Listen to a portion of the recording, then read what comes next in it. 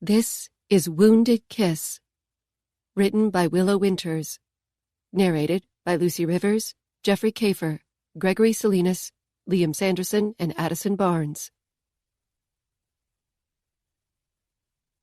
Part 1. The Offering. Prologue. Their authoritative presence is felt before anything else. My heart skips a beat, and my blood runs cold. They're here. The voluminous cloaks cover their bodies entirely, and their faces are mostly concealed by their hoods. Standing with their broad shoulders squared and hands tucked behind their backs, they emanate sheer masculinity and dominance. His baritone voice whispers, and his breath burns hot against the shell of my ear. His tone is gentle, but there's no doubt in my mind that his words are a command. Gather and present yourself. This is the offering. Chapter 1. Grace. I can't stop staring at Lizzie. She's killing it with the look she's going for, but the hot pink dress she's wearing is so tight her boobs are nearly popping out. I can't be too mad at her for that. If mine looked that good, I'd put them on display every chance I got. But the hem of her dress ends about an inch below her ass, and that's being generous. It doesn't leave much to the imagination. Not that I'm judging. I'm just worried other people will. If she bends over even the slightest, everyone's going to see all her goods. At that image, I scrunch my nose and a thought hits me. Are you even wearing underwear? I try to keep my tone neutral, so I don't sound like I'm being a prude. But I can't help asking since she goes commando all the time.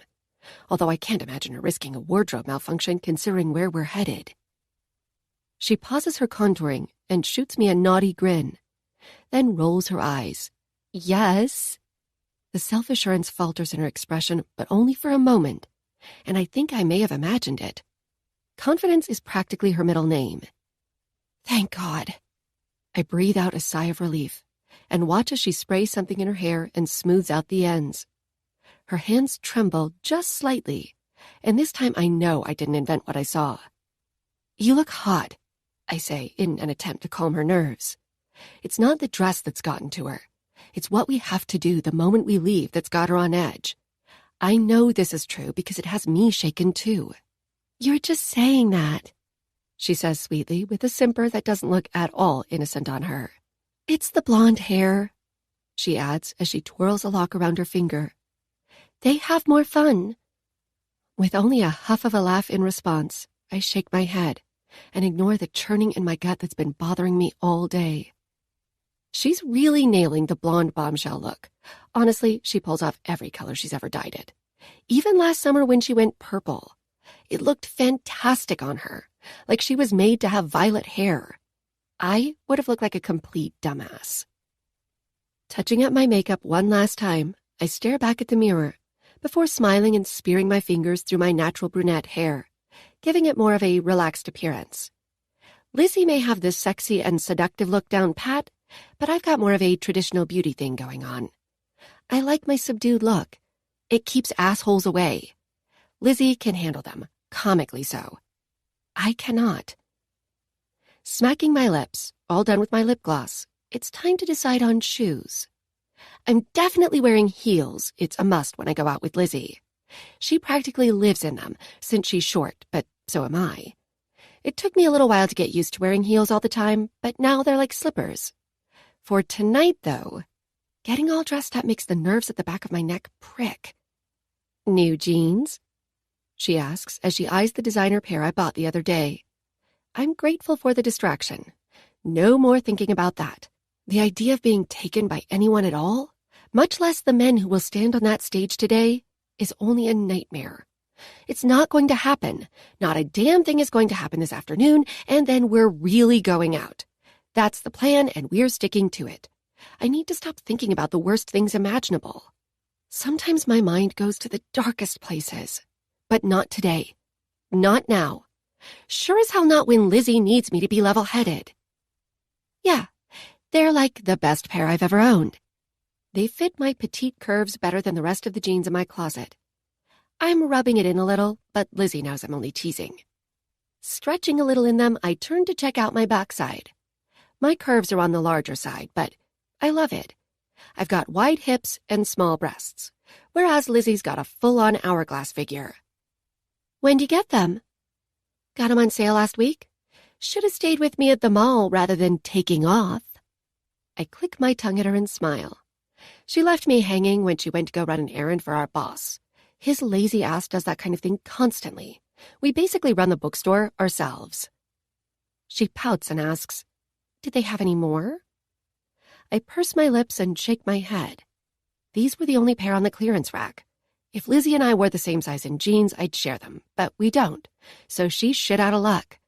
Sorry, babe. Damn. We'll have to keep a lookout for more. I nod my head. We should look online, too. Her eyes shine brightly at the suggestion. Hell yeah! Payday is Friday! She replies in a sing-song voice, swaying her head as she does. It makes the dangling earrings she's wearing chime softly. They're rose gold with moonstones. I gave them to her on her 18th birthday. Lizzie's allergic to silver, so I made sure to get pure rose gold. They cost a little more, but it was worth every penny to see the look on her face when she opened the gift box. She owns a lot of earrings, but she always seems to wear that specific pair. The smile grows on my face until I realize I need to ask her the inevitable, and it vanishes completely at the thought. Are you almost ready? She looks like she is, but knowing her, she could spend another hour doing her makeup. I bet she could spend all day in here if I didn't remind her of the time. Her makeup looks perfect already to me, though, with her flawless cat eye look and pink lipstick to match her dress. And do you have a jacket? I add comically, as if I'm her mother. Yeah and yeah, she says, rolling her eyes with the smile staying in place. But we still have time to kill, right? I check my phone, which is sitting on the bathroom counter. Our small-town college, Shadow Falls, is only 10 minutes away, and we have 40 minutes before we absolutely need to take off. Nerves tingle down my arm and my throat tightens. There's not a trace of either when I answer her. A little bit, yeah. I can guess exactly what it is that she wants. Coffee run? Yes, she exclaims to the ceiling with dramatic flair. She's got a serious caffeine addiction. Shaking my head, I smile back at her and grab my phone. I could go for a chocolate chip cookie while we're there anyway. Something to calm my stomach. Let's go, like now, so we're not late then. I browse through our joint closet, which is crammed full of clothing, for only a split second before picking out my favorite clutch. Taking a moment to admire the pastel plaid print and soft tan leather, I drop in my phone, wallet, and cherry red lip gloss. You wearing the pink stilettos? She asks, as if she doesn't already know the answer. With another smack of my lips, I tell her, duh. I wear them almost every day. They're neutral enough that they complement most of my wardrobe, but they have a little more pep than nude heels. The dark red soles give them an extra bit of sex appeal, which I love. The additional 2 inches they grant me doesn't hurt either. It makes me feel like today isn't anything but ordinary, and I'm going to kick ass, just like every other day. Nothing at all to worry about. Unless you need them, I say, offering them up. Nope, it would be too much pink. We're both a size 6, so at least we can share shoes, even if we can't share clothes. Lizzie has heels in nearly every style and color. She's a girl who likes variety. It's the one thing she really spends money on. I swear you never wear any of the others, she says teasingly. I like these, I say with a shrug, picking up my pale pink beauties. They make me feel in control and sexy. Why wouldn't I wear them every chance I get? People say you can grow to hate your best friend when you live together, but I can't see that ever happening to us. She's the yin to my yang, the peanut butter to my jelly. More than that, we were both grateful to get out of the shitholes where we grew up. The cherry on top is that we truly love and respect one another. Always have, always will. I first met Lizzie in middle school, only a year after my mom had passed. We were both quiet loners and didn't really bond at first. Not with each other and definitely not with anyone else. Summertime was when we actually started talking to each other. I approached her first, although I was deathly afraid of being rejected. It was worth the risk because I was more than tired of being so lonely. We were the only girls wearing long sleeves and jeans in the hot weather. That wasn't my first clue, but it was what I needed to sit by her at lunch. I finally gathered the courage to ask her about it, knowing I would be exposing my truth too. Her bruises were from her third set of foster parents, and mine were from my father, who was always drugged up, drunk, or just plain angry. She didn't tell me why she'd begged to leave the previous 2 foster homes. All I knew was that she was content to remain with the third, even though they hit her for no reason. I asked her why she stayed, and she said it was the best she would get.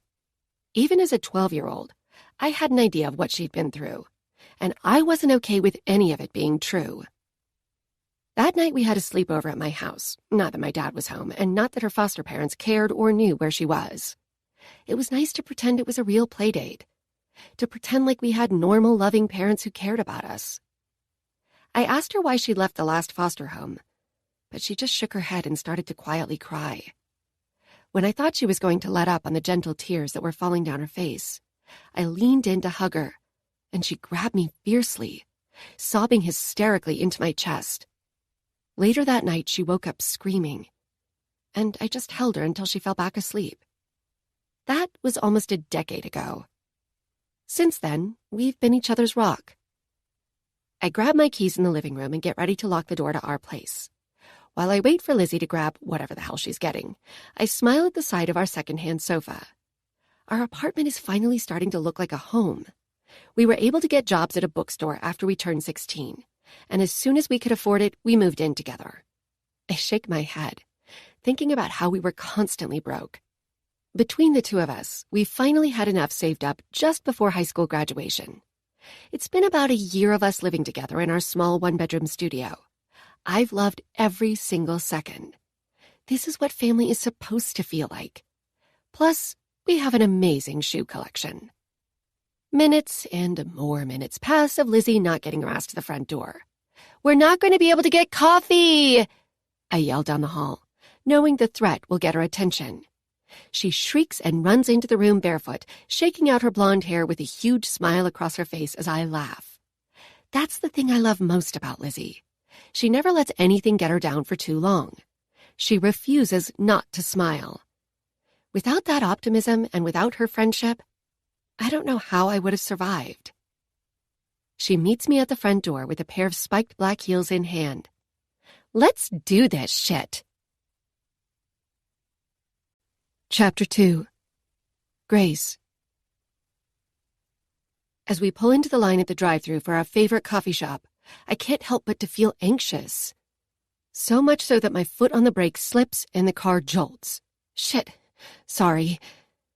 Lizzie only lets out a short laugh, the worry I feel slightly reflected in her expression. What if they take someone this year? My nerves are getting the best of me now. My tried-and-true pink heels aren't making me feel a damn bit confident. After we pulled away from our apartment, I could feel my hands growing hot and numb. My breath is coming in shallow and short, and it's starting to give me a headache. Deep, deliberate breathing isn't helping to calm me down. I just can't get rid of this uneasiness. I shake out my hands again and unsuccessfully try to swallow the spiked lump in my throat, while Lizzie fidgets next to me. Not much is known about shifters, not even the werewolves who initially offered us the treaty. The different species stay to themselves, each in their own little group. Intermingling generally ends with a bloodbath, and no one wants that. A few books have been published, but they've been proven to be unreliable. A recent news report even said one of the bestsellers on supernatural beings was put out by a vampire as a joke, and that it was full of lies. Just thinking of vampires makes my skin crawl. The non-humans have their own politics and territories, and we have ours. All of us keep to ourselves, except for days like these. These are the shit days, but we don't have much choice. We're weaker. It's as simple as that. Humans have come to rely on treaties for protection. After all, we don't have their natural-born strength, and our weapons don't do a thing to hurt them. I've even read about towns that have pacts with vampires, while others have allied with witches. Not in our town, though.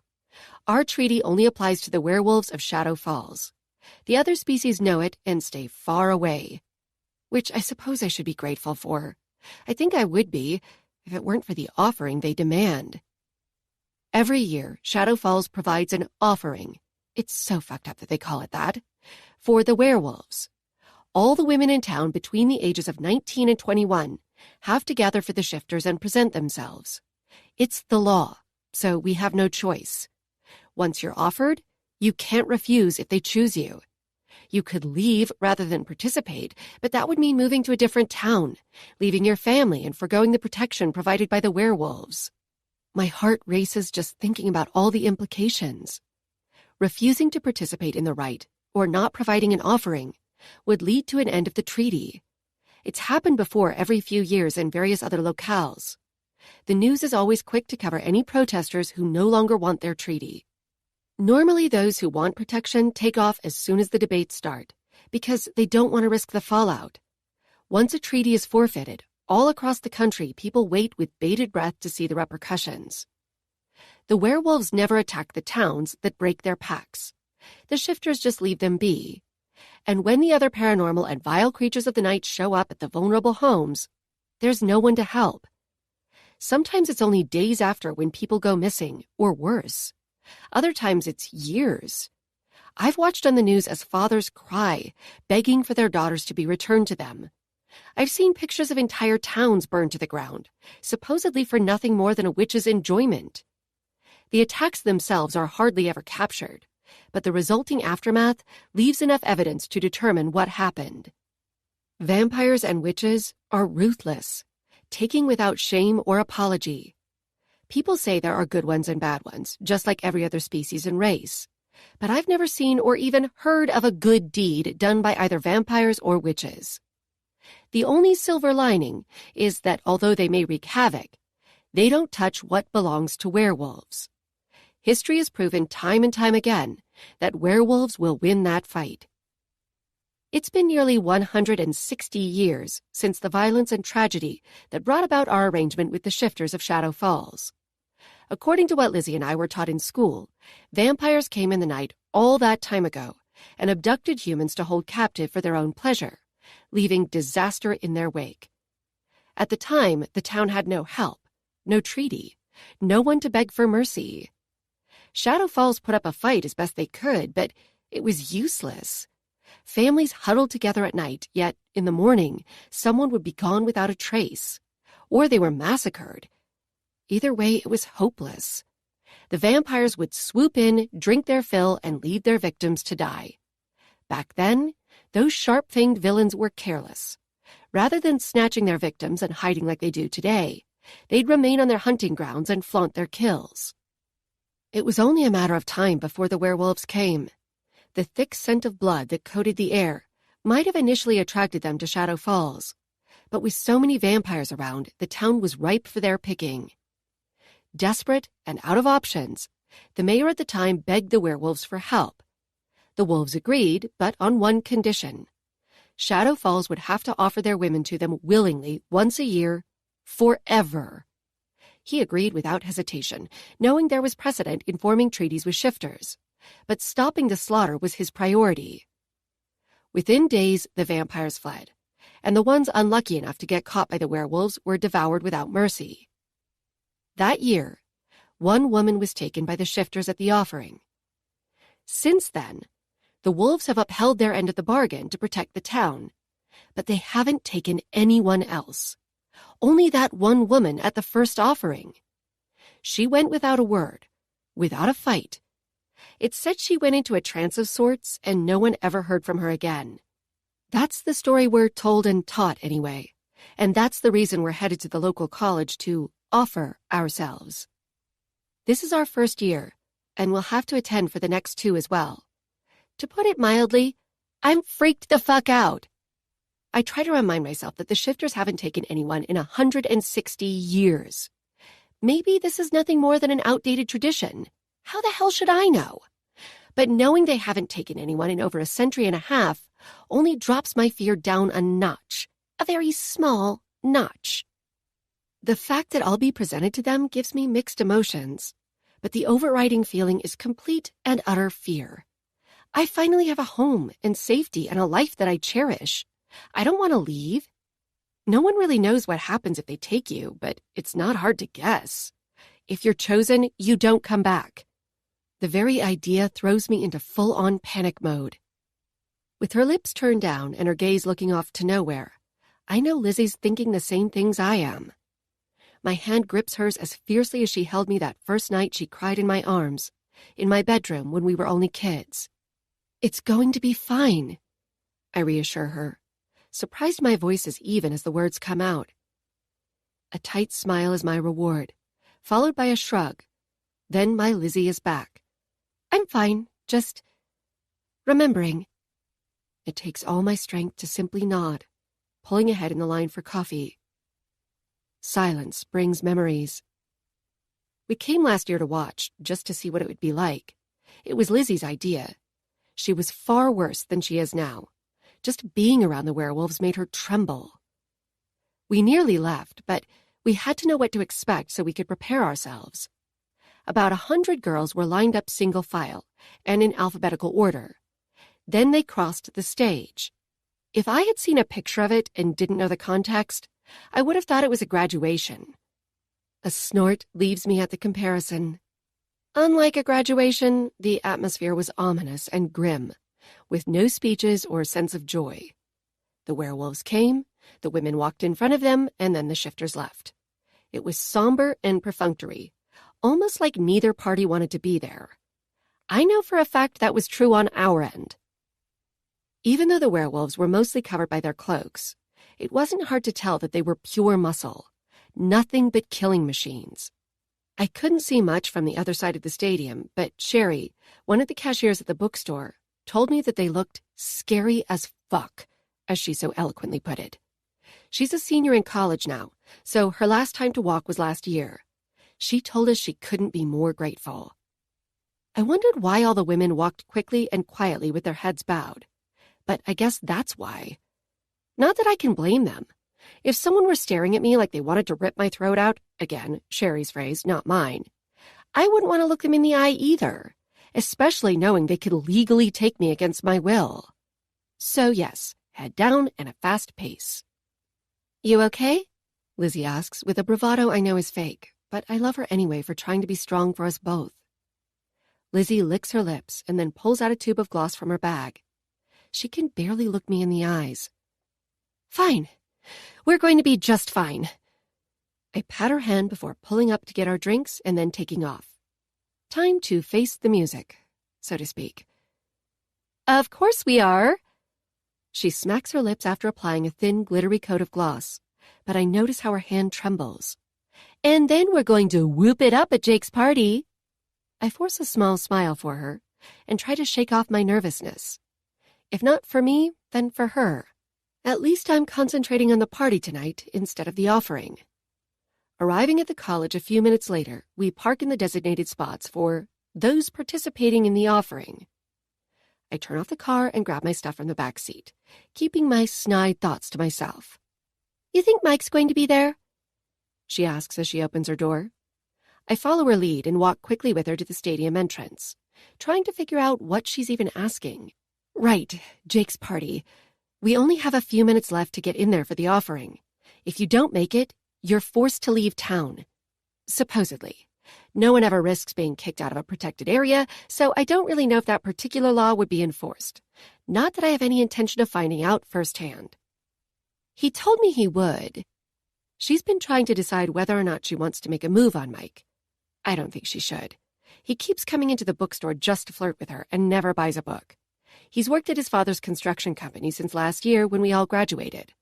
Whenever I suggest he buy something, he always tells me he has no need for any books, not that he has any time to read.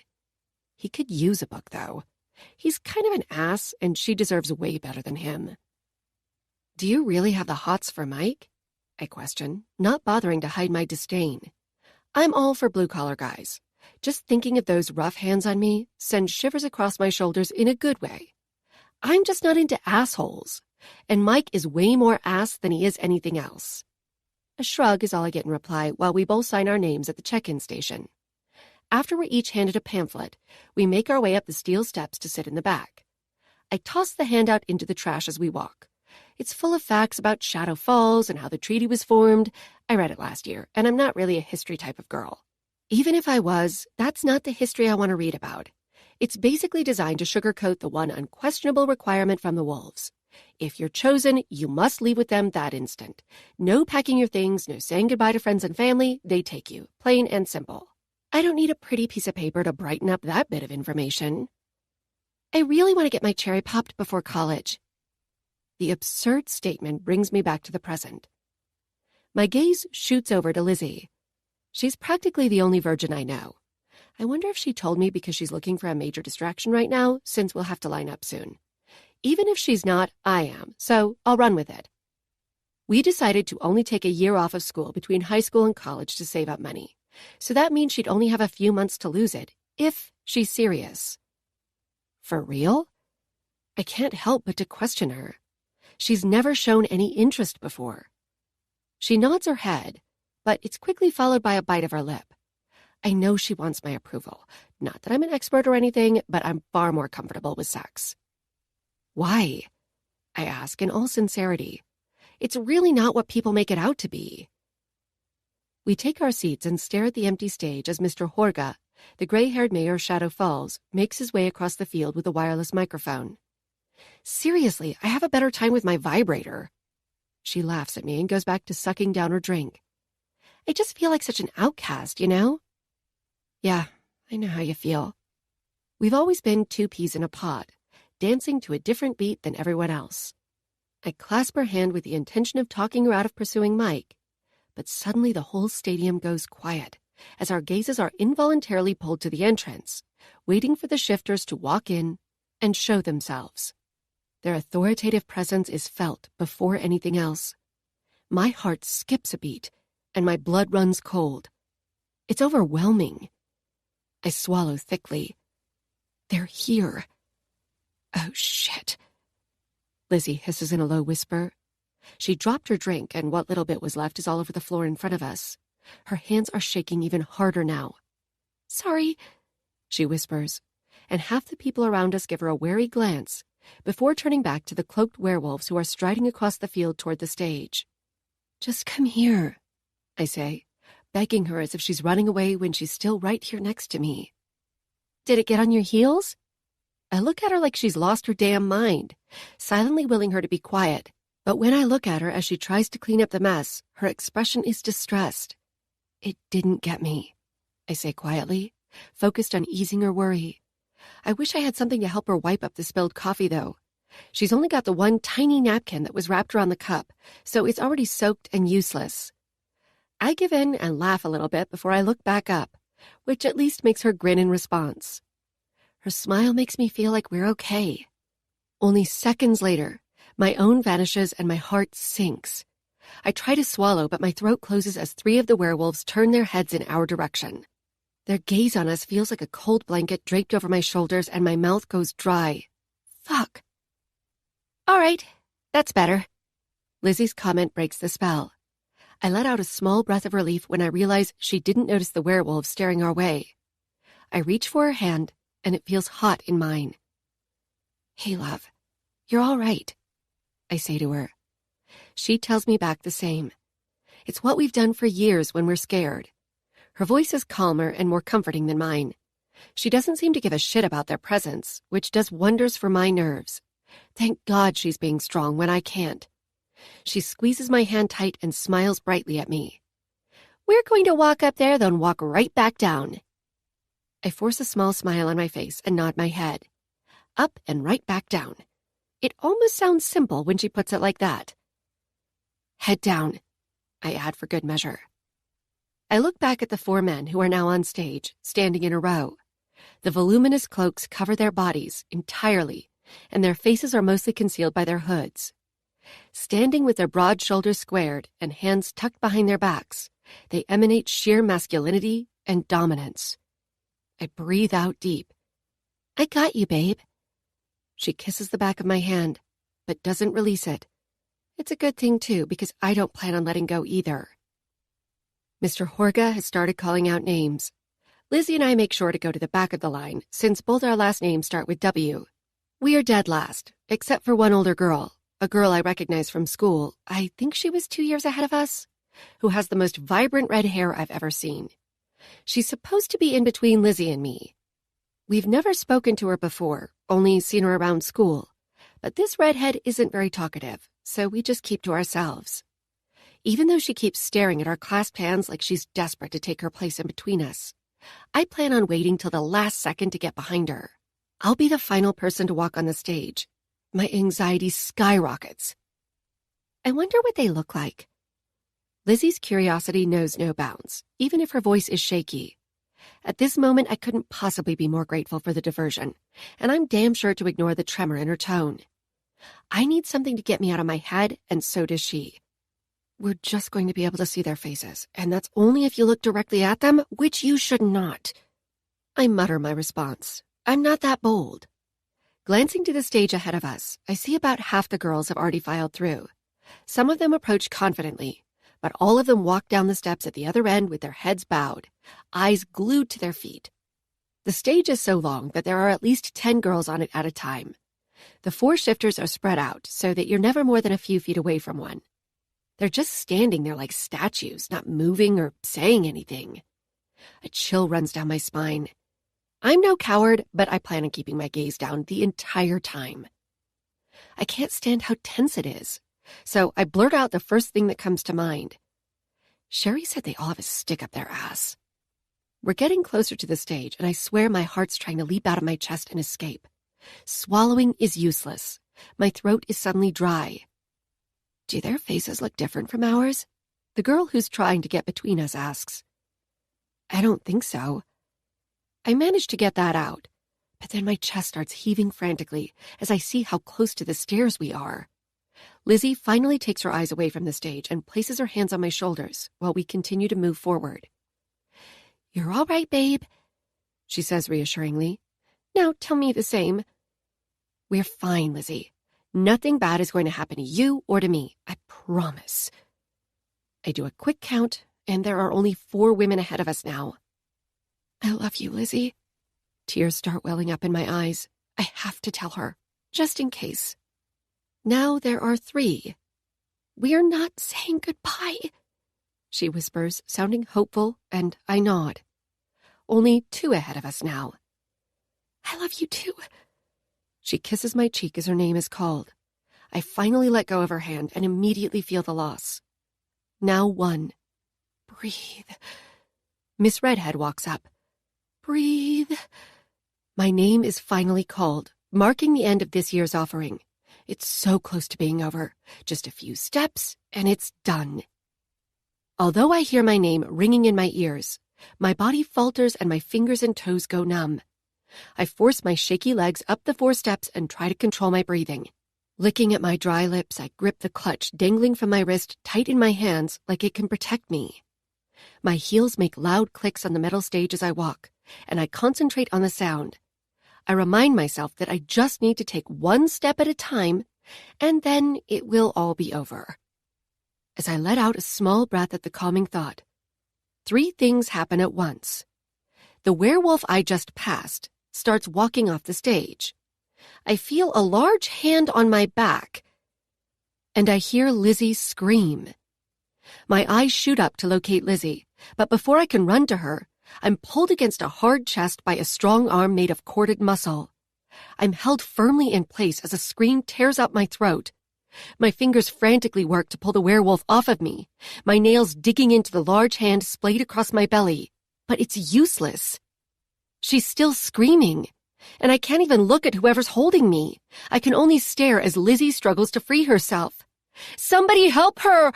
I scream. Slamming my elbow against the wall of solid muscle behind me doesn't do a damn thing. Panic turns my skin hot, and chaos whirls around me. With all my strength, I shove my weight forward, once again pushing away from the beast holding me, while shouting her name. Lizzie! I shout, as my feet fly off the ground. The shifter restraining me has one arm wrapped around my waist, lifting me up as though I weigh nothing at all. His other hand cups the side of my head, bringing my ear to his lips. The forceful move makes my entire being instantly still. Calm her down, his baritone voice whispers, and his breath burns hot against the shell of my ear. His tone is gentle, but there's no doubt in my mind that his words are a command. My mind finally registers what he said, and I take in the scene as if in slow motion. The stage is now empty except for the shifter holding Lizzie, who's fighting like crazy with tears streaming down her red face, and me. Blocking the stairs on either side of the stage are the other two shifters, who act as guards. Not a soul in the crowded stadium is moving from their position in the least. No one is coming to help her. It's only me. The only humans even remotely close to us are Mr. Horga, who's on the grass where I was just standing moments ago, an expression of complete shock etched on his face. And Miss Redhead. She's huddled in a ball on the side of the stage where she's been allowed to go and venture off. Everyone is silent from both terror and surprise, while Lizzie is shrieking and crying, held tightly to the mammoth shifter's chest. Her fists beat against him, not doing any good. But the werewolf allows it, making no move to stop her. It's useless, and he lets her waste her strength. After repeating his command, I'm slowly released by the beast of a man holding me. I nod, and the tears that had gathered in the corners of my eyes slowly trickle down my face, while quiet sobs rock my body. Not Lizzie. Not my best friend. They can't take her. The realization finally hits me as I'm lowered. They're taking Lizzie. As soon as my stilettos touch the ground, I dart over to her, the trance broken. I wrap my arms around the part of her torso I'm able to reach, the part not restrained. It's surreal. I would give anything in the world to deny that this is happening, that it's only a nightmare. The glare behind me sinks deep into my back, and I remember his wish. Calm her down. Lizzie! I have to shout at the top of my lungs for her to hear me. When she doesn't respond, I yell her name again. It doesn't stop the wretchedness that wreaks havoc inside of me. Lizzie! She stops shrieking for a moment and looks at me with frightened, glossy eyes as she grabs me with a half embrace that she can manage, yet with such force that I'm surprised I don't fall over. As soon as she's quiet, stifling her sobs in the crook of my neck, the shifter holding her gently places her feet on the ground. She nearly collapses as her spiked black heels scrabble to find purchase on the stage. I'm vaguely aware that the people watching us are a mix of emotions. Some are crying while others have started screaming, but all I can really focus on are Lizzie's whimpers. A force flows through me. I need to try and say something to calm her. It's like a wave, but I stop it. My body stiffens as I feel the werewolf from earlier approach me from behind. His hand comes down and lands on my shoulder. At first he squeezes firmly, causing me to go rigid, but then his hold loosens, and his thumb starts rubbing soothing circles against my nape. I blink away the haze of fear and confusion to look up past Lizzie, who still has her head buried in the crook of my neck. She hasn't stopped crying hysterically. It's okay, I say. The words rush out of me even though I know it's a lie. My breath is warm in the air between us, and my heart pounds in my chest so hard I can hardly hear myself. I hold her tighter when I see the face of the werewolf behind her. He's staring at me, with darkness in his eyes like I've stolen his prey. I suppose that's exactly what I've done. His chiseled jaw is covered with dark brown stubble, and his narrowed eyes are silver. But beyond that, he looks human. He would look utterly breathtaking if he could turn his scowl into something less menacing. At his stern expression, I take a step back, survival instincts warning me to take flight, but I'm prevented from escaping by the shifter holding me tight from behind. We're trapped. Lizzie looks up at me when I flinch at the thought. My eyes dart from hers to the silver stare of the wolf behind her. My body goes rigid as two hands grip my hips to steady me. Follow him and bring her with you, the dominating man behind me whispers, and again I feel his hot breath tickle my neck as his lips brush against my ear. He releases me without another word, and I try to walk while supporting the bulk of Lizzie's weight. We stumble and I almost fall, but the strong hands behind me reach out to steady us before forcing me forward. My chest heaves and my body shakes when I realize I'm going to lose Lizzie forever. They're using me to calm her down and lead her to some unknown fate. No, I whisper in defiance. You can't take her. I try to protest, but the hand is strong. And then something else, something I'm not able to fight, grips a hold of me. My breathing falters, and I immediately feel lightheaded. I can't do that to her. The last thing I hear before my vision goes black is Lizzie's scream. Chapter 3. Grace. Waking up with a pillow under my head and a soft, warm blanket around me isn't what I expect when my eyes shoot open. Part of me believes it was all a nightmare, until the reality pieces itself together around me. The rumbling of a car is my first clue, and with the fine leather under my hand, I know I must be lying across the back seat. After a moment, I ascertain that it's moving fairly quickly, and I'm alone in the back of whatever and whoever's vehicle this is. Opening my eyes warily to chance a peek at my surroundings proves that I'm right. No, my heart races and I can barely breathe.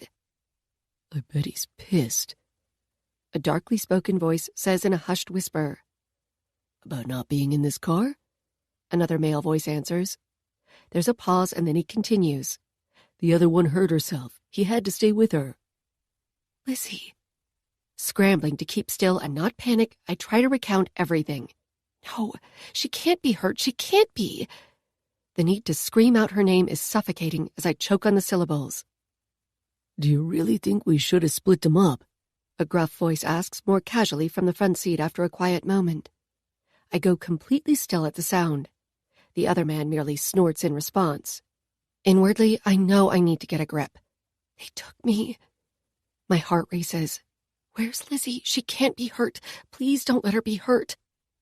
Tears prick at my eyes, but I will them away. I don't want the men to hear me crying. I need to be quiet.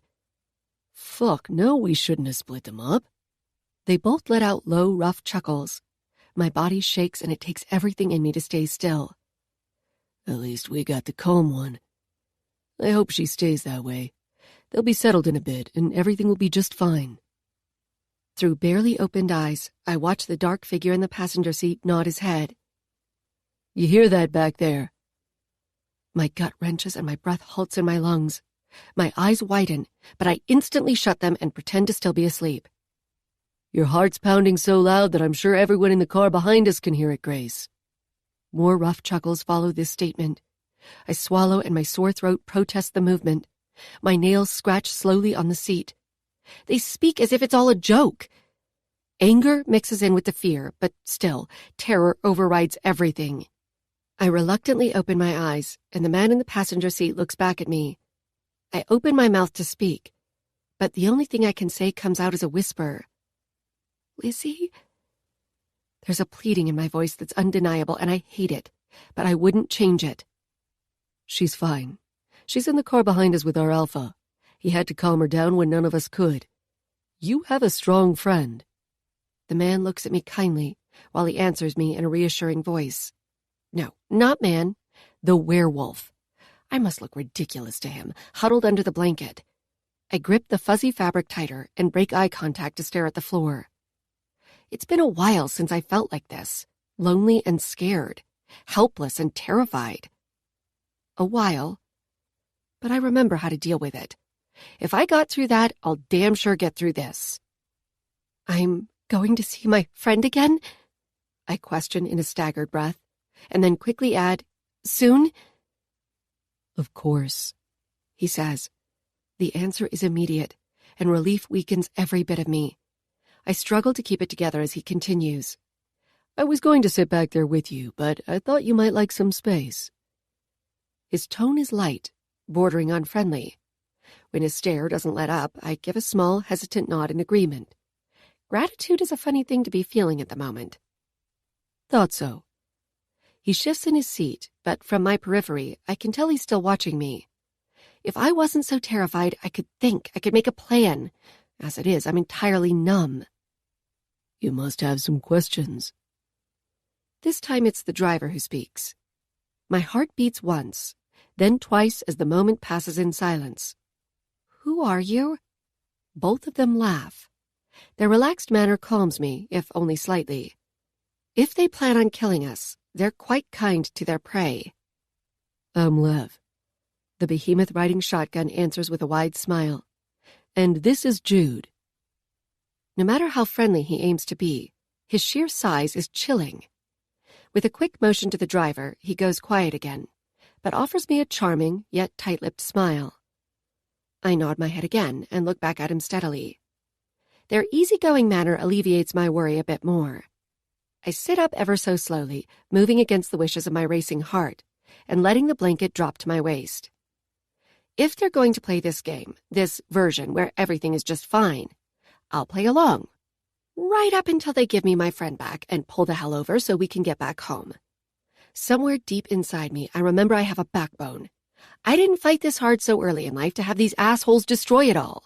Whatever it is they're after, we'll give them something else. I'll find a way, I always do. "Are you comfortable?" The first one, Lev, asks. It's only then that I realize the cloaks are gone, and the shifter staring back at me is gorgeous. Like the other werewolves, he has silver eyes, but he doesn't look like the shifter who held on to Lizzie back at the stadium. He doesn't possess nearly as hard of a look as her captor did.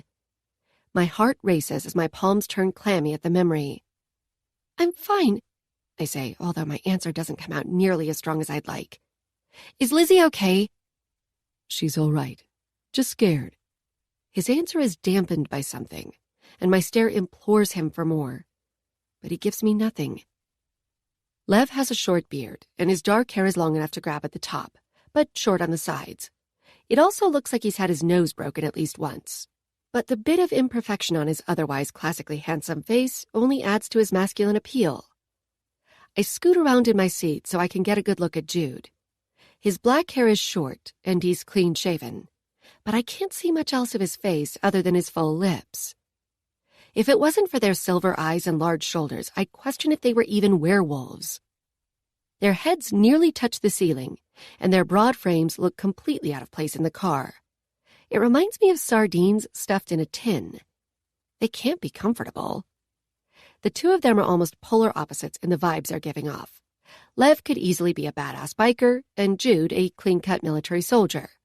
But they're not. They're werewolves. I can't let myself forget that, not even for a second. "Are you all this big?" The question pops out of my mouth without conscious consent. Blaming it on passing out earlier and this odd lightheadedness that won't quit, I let my head fall back and try to get my balance. Lev's slow grin is sexy as hell as he says, "That's what they all ask," and before he can finish, Jude lands a hard blow with his fist against Lev's chest. "Shut it." Lev's only reaction is a deep, low chuckle that makes his entire upper body and the entire vehicle shake. "I'm sure she's got a better sense of humor than you," he says and grins at me. "Did you want to hear the rest?" My lips part, but words don't come out. I feel like I'm on the edge of losing it. "I'm not okay." The words are pulled from me, and I hate that I spoke the sentiment aloud.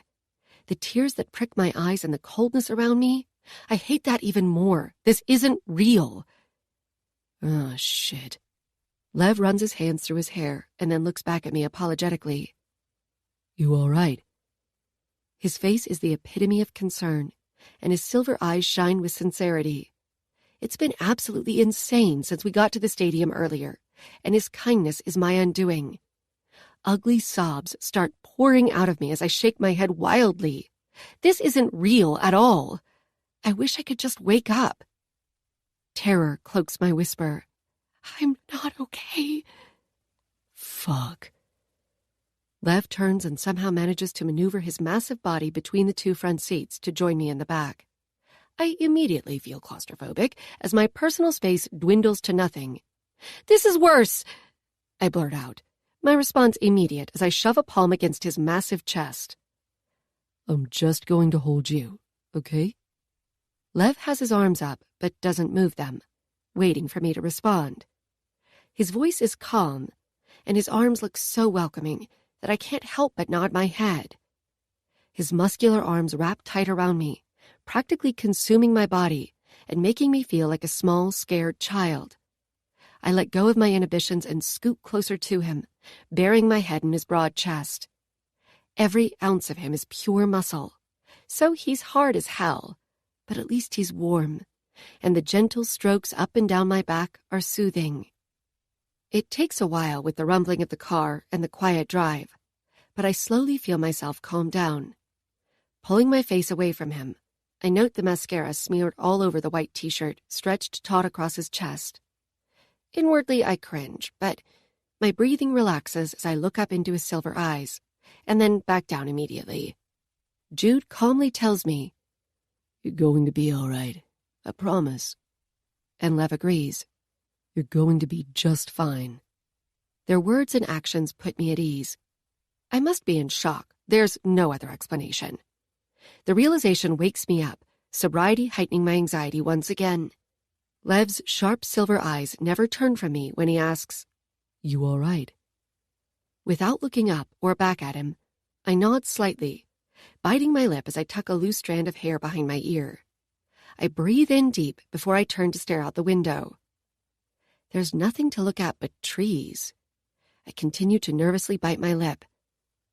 "Where are you taking us?" I question, without having the balls to look either of them in the eyes. My heart gallops and the pitter-patter is almost too much. I feel like I'm going to faint. They're silent, and neither seems to make an attempt to answer. "Did you drug me?" The quick no is followed by a sharp intake of breath, and then he says, "We didn't drug you." Up and down my nerves climb and fall. All I can do is shove my hands between my thighs to keep them from trembling. Lev's hand lands on my arm gently, just to get my attention. "I'm sorry. I really am. I'm not going to hurt you, I promise. No one is." I finally look at him. His brows are raised and his lips slightly parted. He looks as though he's trying to coax a wounded animal out from under a car or something. I nod my head and steel myself to ask the only question that matters right now. "Why did you take us?" His silver gaze takes me in briefly, and then his eyes shoot to Jude's in the rearview mirror. Jude is silent and Lev purses his lips. My breathing hitches at their hesitation. "Well, I didn't personally take you."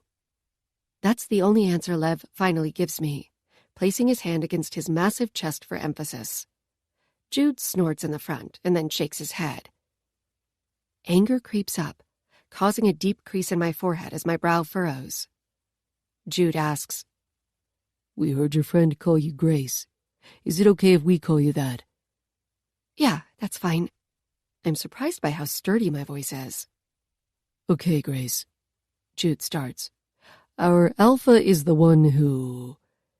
He hesitates and glances out the rear windshield before looking straight ahead again. Grab me?" I say to complete his sentence. My shoulders stiffen at the memory of their alpha's hands on me, his thumb rubbing soothing circles on my neck as he commanded me to calm Lizzie down. With how tight my throat is, I don't know how I'm breathing. There's no time for niceties. I need information. That's how we'll survive. It's how I'll save both myself and Lizzie. The constant thump in my chest reminds me of that. I eye Lev, who's sitting back, taking up all of the room back here while watching me with an amused expression kicking up his lips. "Yeah, grabbed you." Jude swallows hard and glances over his shoulder to the car behind us again. Lizzie's in that car. I know she is. She's safe. I'm safe. I'll figure out a way for us to be safe. I will. I'll be damned if I let anything happen to either of us. Okay. I drawl out the word in an effort to get him to continue. He clicks his tongue and meets my eyes in the rear view. "He doesn't want me to talk to you about this, Grace." Why not? I can't help getting pissed. I need to know. I deserve to know. "He wants to tell you himself." I let that sink in for a second before realizing their alpha must have been at the offering, if he's the one who grabbed me. Why take me and then ride in a different car in that case? A frown pulls at my lips and my hands fist in my lap. I don't have time to wait. Why isn't he riding with me if he took me? "Because of your friend Lizzie," he says, and my heart stops at the mention of her name. You said she was all right, I blurt out, cutting him off as I lean forward in my seat a bit to get closer to him. It's foolish, I know it is, but I can't help the note of anger that creeps into my tone at the end. I need to be calm, I know that much. Play along, get information. I can't let my temper get the best of the situation. She's fine. Don't worry, Lev reassures me, gently pushing me back against the seat. Devin wants you to put your seatbelt on. I stare at him like he's gone mad and snort. Is he fucking kidding? Who the hell is Devin? I don't care that my voice is raised. Completely ignoring Lev now, my head whips back to Jude. With quickened breaths and a tight throat, I say, "And what was that you were starting to say about Lizzie?" So much for keeping my calm. Lizzie's perfectly fine, but she was extremely upset and got a bit physical with us after you passed out. I nod my head. That sounds just like her. But she's okay. There's a threat hidden in my cadence. It's unmistakable, and judging by their expressions, they don't miss it. She's all right, but that's why Devin, our alpha, stayed with her and her guards. His eyes exchange a glance with Lev's in the rear view again. To calm them down. Guards? Calm them down? Rubbing my clammy palms against my thighs doesn't help to keep my head from spinning. I feel like I'm going to snap. I've lost all sense of sanity. Let me help you with your seatbelt. Lev tries to push me back against the seat, but I'm still worried about Lizzie, and I don't want to just blindly do what they say. Anxiousness wreaks havoc in my mind, and I'm getting increasingly upset with how secretive they're being. I push back against Lev's muscular arms, although I may as well be pushing on a brick wall. I don't want to wear it. I am aware I sound like a petulant child, but I'm losing it, quickly spiraling downward. I need something to grip onto. I need Lizzie. He looks like he wants to say something, but he clamps his mouth shut. How exactly did he calm her down? I stare into Lev's eyes, urging him to answer me. Finally, he says, He really wants you to wear your seatbelt. Motherfucker. Staring down the beast of a man who, I do acknowledge, is being kind at the very least, I bite back. Well, Devin's not here, is he? So he can shove what he wants up his ass. Jude's loud laugh startles me, and Lev covers his mouth with the back of his hand as he fakes a cough in an effort to hide his growing smile. Let me tell you a secret about werewolves, Grace. Jude pipes up from the front seat, sounding very happy with himself. As long as we're within a few miles of each other and concentrate, we can hear what the others are thinking and saying. I suck in a sharp breath and scrunch my nose. That's not something I've ever heard or read before, but I guess he did say it was a secret. The car slows down and the brakes slightly screech as the blur of trees lessens. Goosebumps spread across my skin and prick their way up the back of my neck. Jude pulls over to the side of the dirt road and stops. Thump, thump. The beating quickens in my chest. I look over my shoulder through the back window to see the car that's been following ours pulls up behind us. Fuck. I bite the inside of my cheek and ask, does that mean he can hear me, too? This is good, I try to convince myself, giving myself a pep talk, although my body is on fire with fear. Well, no, he can't hear you. Jude starts, as he puts the car in park and twists his body so he can look back at me. But he can tell what we're thinking about what you're saying.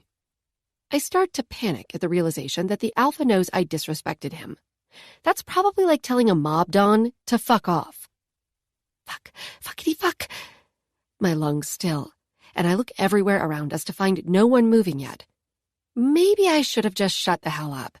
My temper shouldn't be getting the best of me. My head spins with fear and desperation, my gaze shooting to the handle on the car door. Why? I want to ask why we pulled over, since we seem to be in the middle of nowhere, but the words are stuck in my throat. Lev opens his door and gets out first, allowing a gust of cool air to filter into the car. My body starts to shake. Bracing his hands on the roof, he leans his head into the car and smiles at me. Relax, Grace. We're just switching people around. We're only a few minutes away, but Devin thinks it's best that you see him now. I don't move. I don't say anything as the heavy footsteps come quicker than I'm prepared for. Devin's faster than I can imagine. There wasn't a moment for me to will my body to move or to run. The car tilts slightly as he climbs into the seat next to me.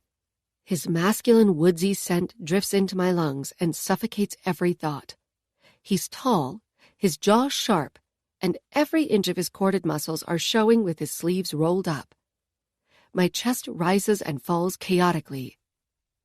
You'll be quiet until we get home. It's all he says, the words spoken in a deep, low tone, and anger pulses inside of me. But something else takes over with a force I can't describe. I'm scared, I say, whispering the truth, although it's not for the same reasons I've been terrified throughout the day. This is something completely different.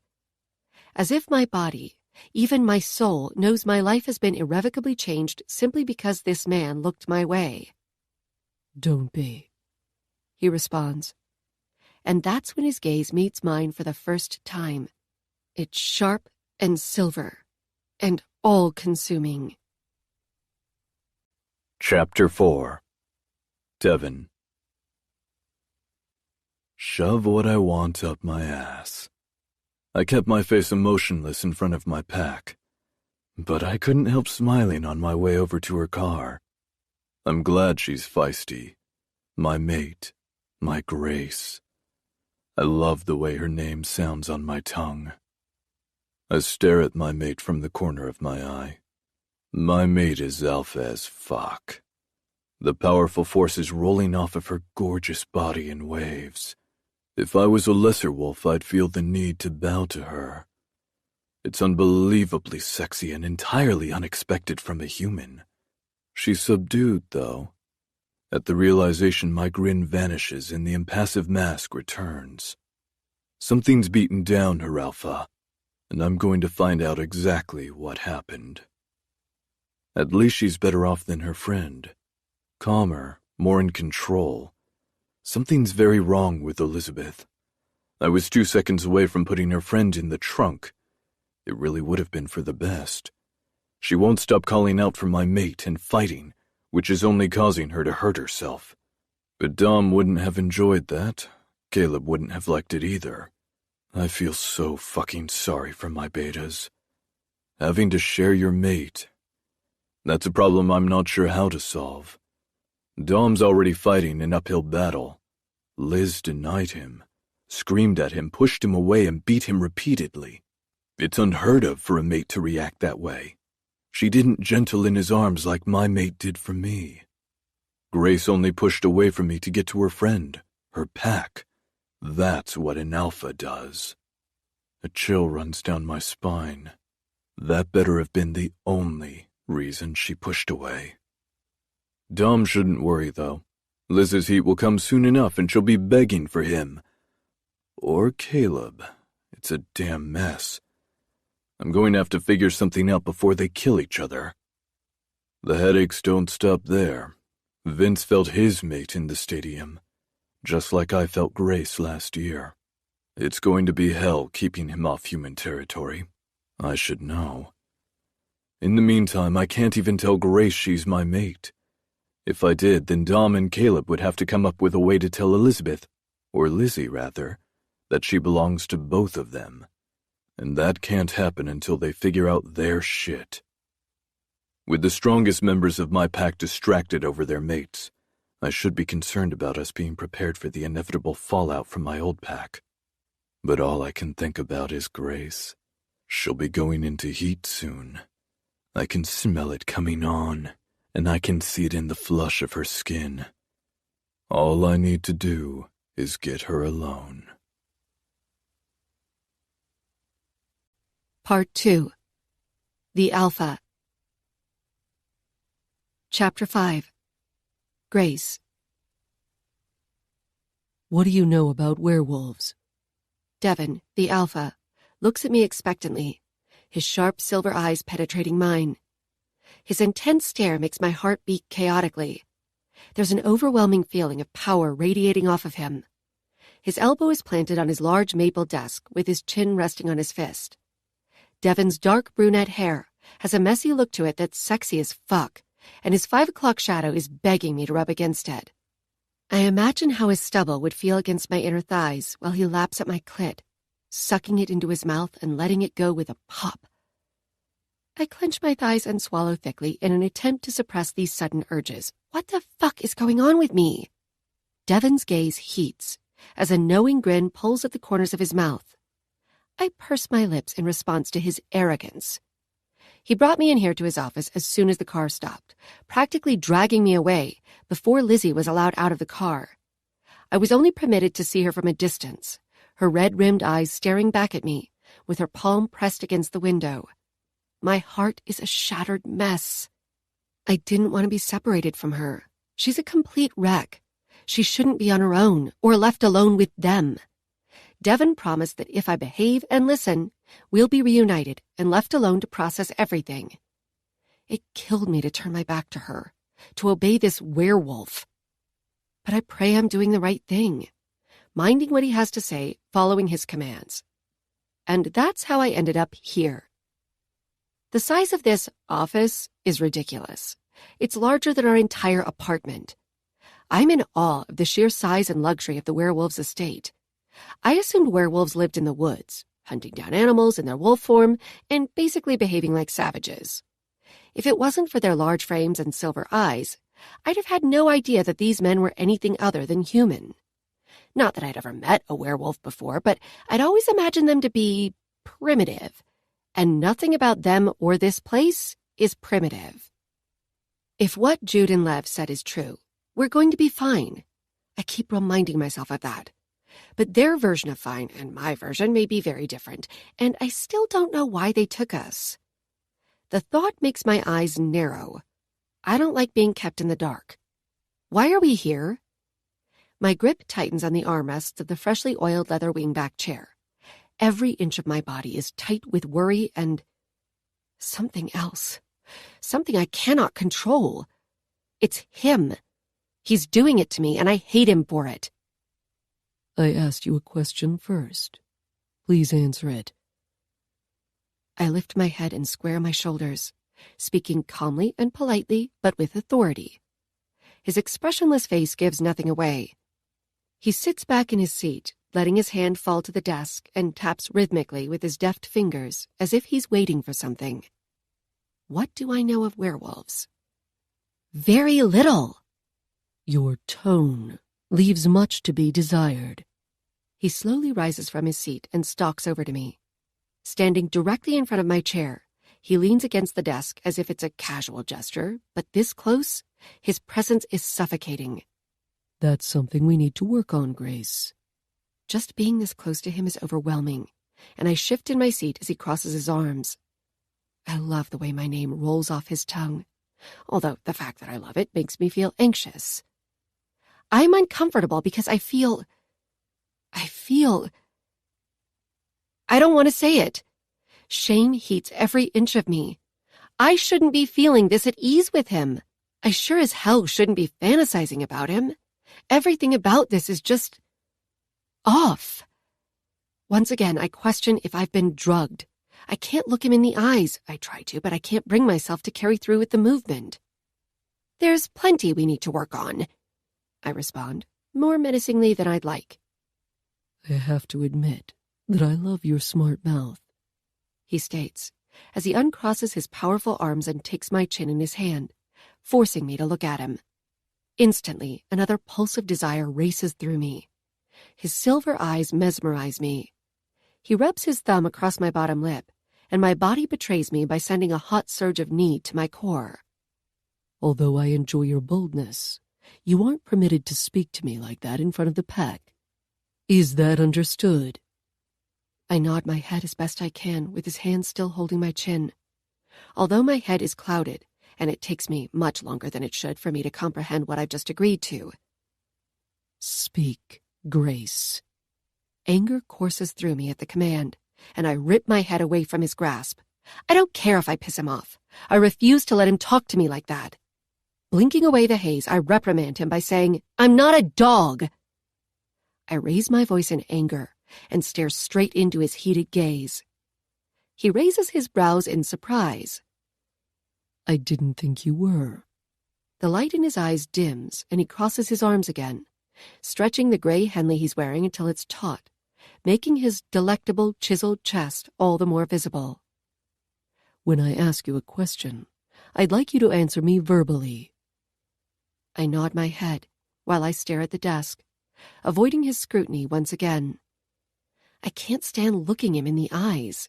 It's as if I lose myself when I do.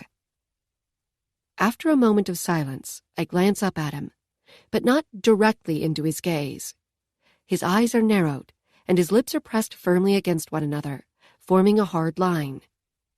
I understand. I do my best to keep the agitation out of my voice. Good. Don't speak to me like that in front of the pack. His hard, absolute tone makes me feel insignificant. For some reason, it also makes my heart clench in agony. Still staring at the desk, I respond dully. I won't. There's movement in my periphery, but I don't bother to look at him. I need all of my energy to calm down. Now that we're in here alone, my emotions are off the damn charts. I'm exhausted and, inexplicably, sexually frustrated. I'm angry that he's talking down to me. I'm upset that I've been taken from the life I worked so hard to finally have. I feel like a shit friend for leaving Lizzie, and every time I think about her, all I can see is her wounded gaze from the back seat of that car. It's all hitting me at once, and it's on the verge of being unbearable. As far as answering your question, I'll tell you why you're here when the time is right. For now, you and Lizzie should focus on getting settled and making yourselves at home. My eyes fly to his, and I part my lips to object. I want to plead with him to let us go, but he stops my appeal before it begins. You are a part of our pack now. There's no changing that, so you better get used to the idea of staying. The sooner the better. I swallow my plea, but my mouth is suddenly dry. A hard lump forms in my throat, choking me. We're stuck here. They're keeping us. The tears prick again, and this time I don't have the strength or energy to stop them. I'm given a moment of reprieve when his cell phone vibrates on the desk.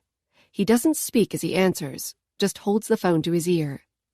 I can't make out what the person on the other end is saying, but judging by the scowl on Devin's face, he's not exactly thrilled about the news. I'm sure it was a real fucking emergency. His anger lights a new sensation that flows down my arms, traveling lower until my nails dig into the leather of the chair. I want to know as soon as his ass gets back. What about the paperwork? He listens for a moment longer, and then ends the call without another word. Questions race through my mind. He sets the phone on the desk, and his silver eyes roam down my body before settling on my gaze again. His expression implies that he's contemplating what he should do with me, which brings me back to my question, why did he take us? What do you want from us? I search his hard eyes for compassion or sympathy, but he's emotionless. His jaw clenches. I told you I'll tell you when the time is right. My eyes fall at his response. Just know that you will be taken care of. You'll be safe, and the pack wants nothing more than for you and Lizzie to be happy here with us. His voice softens some at the end. It's Lizzie, right? I ignore his question and opt for a desperate plea over a response. If you want us to be happy, let us go home, I beg softly to the wooden floor, unable to look him in the eye as my strength fails me. Enough. His hardened tone paralyzes me. You aren't going anywhere. Get used to the idea of staying. I want you to come to me. I'm forced to peer into his gaze as he makes the declaration. It's hypnotizing, being caught in his heated stare. My entire body blazes. It's too hot in here to even think. Come here, he commands, and again his strong fingers grip my chin, traveling lower down to my throat. I can't move, not an inch. My body trembles and I close my eyes, failing to gather my composure. I meet him halfway, ever so slowly, obeying. I stiffen as his strong, muscular arms wrap around me, picking me up and pulling me into his hard chest. With only a gasp of protest, he lifts me, as though I weigh nothing, and settles me in his lap as he leans back in his chair. My breathing picks up, and my entire body goes on high alert. Chapter 6. Grace. My head is roughly level with his chest, so Devin speaks while peering down at me. My heart thumps loudly at feeling my chest pressed tight against his. My eyes stare straight ahead at the pictures on the wall in his office.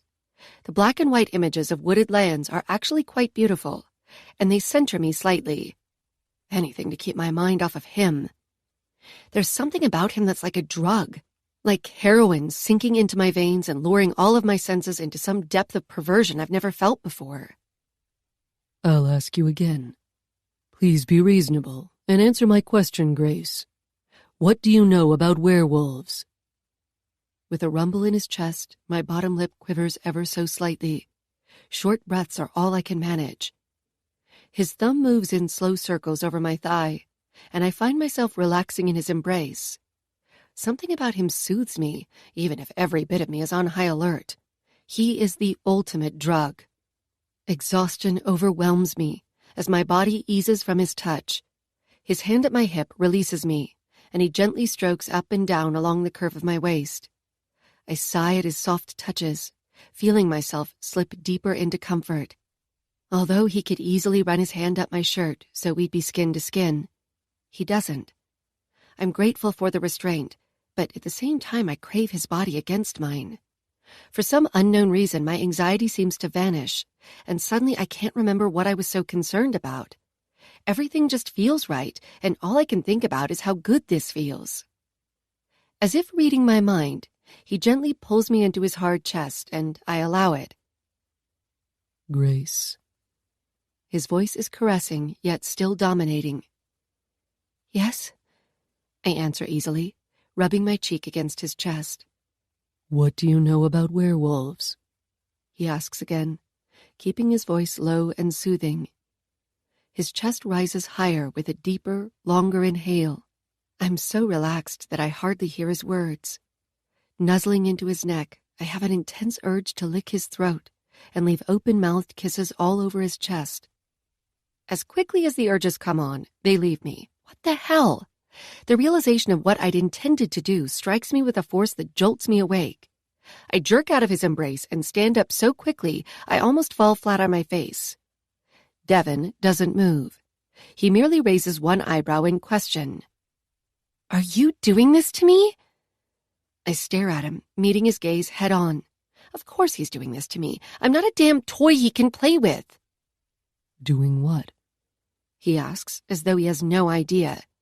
You know exactly what I'm talking about. I make an attempt to yell, but my cadence wavers and my voice cracks. He stares back at me without any indication that he's even heard me. Calm down. Calm down? I want to cry at his response. What's happening to me? I need to get away from him. I search for the door, still disoriented and lightheaded. I grip the edge of the desk to maintain my balance.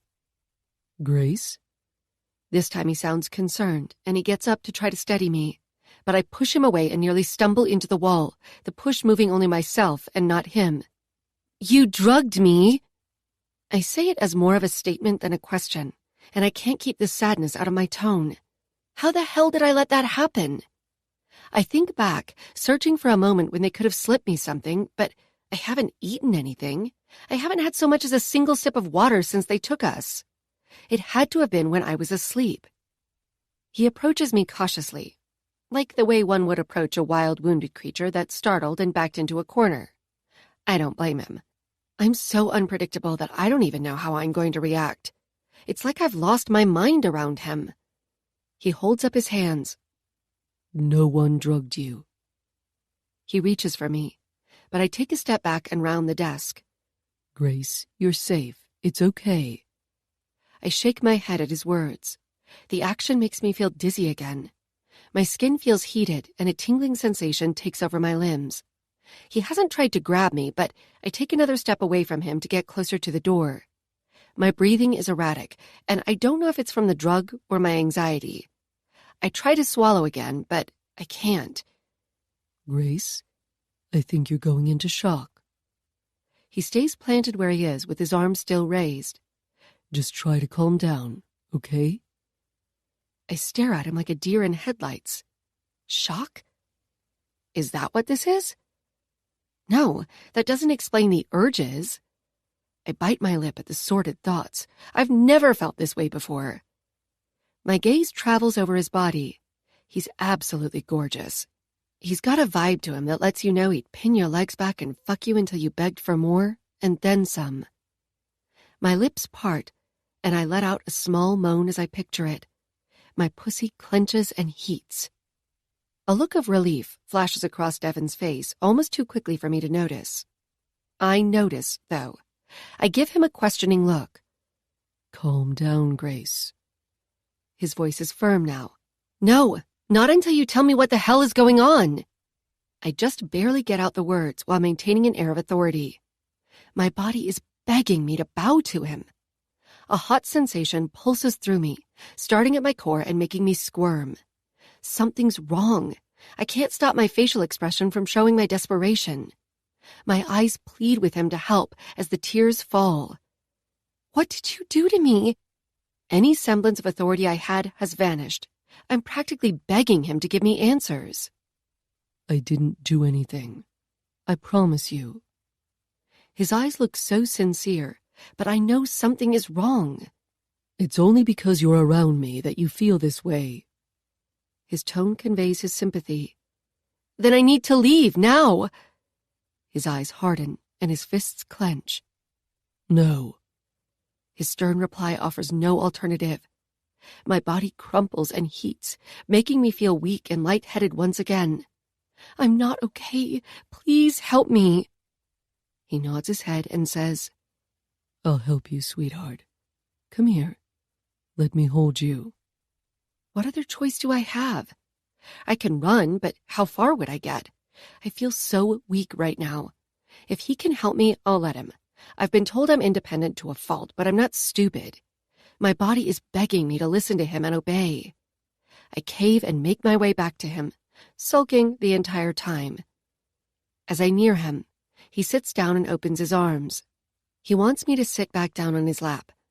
I'm about to surrender to him, but then I remember Lizzie, and it makes me hesitate. She won't be feeling what you're feeling. Not yet. His voice brings my focus back to him. I stare at his face as I try to comprehend his words. Why? Is all I manage to get out. He takes a deep breath, looking at the wall, then back at me before he replies. She's not in heat yet. Heat? I tilt my head in confusion. He just nods his head, maintaining eye contact.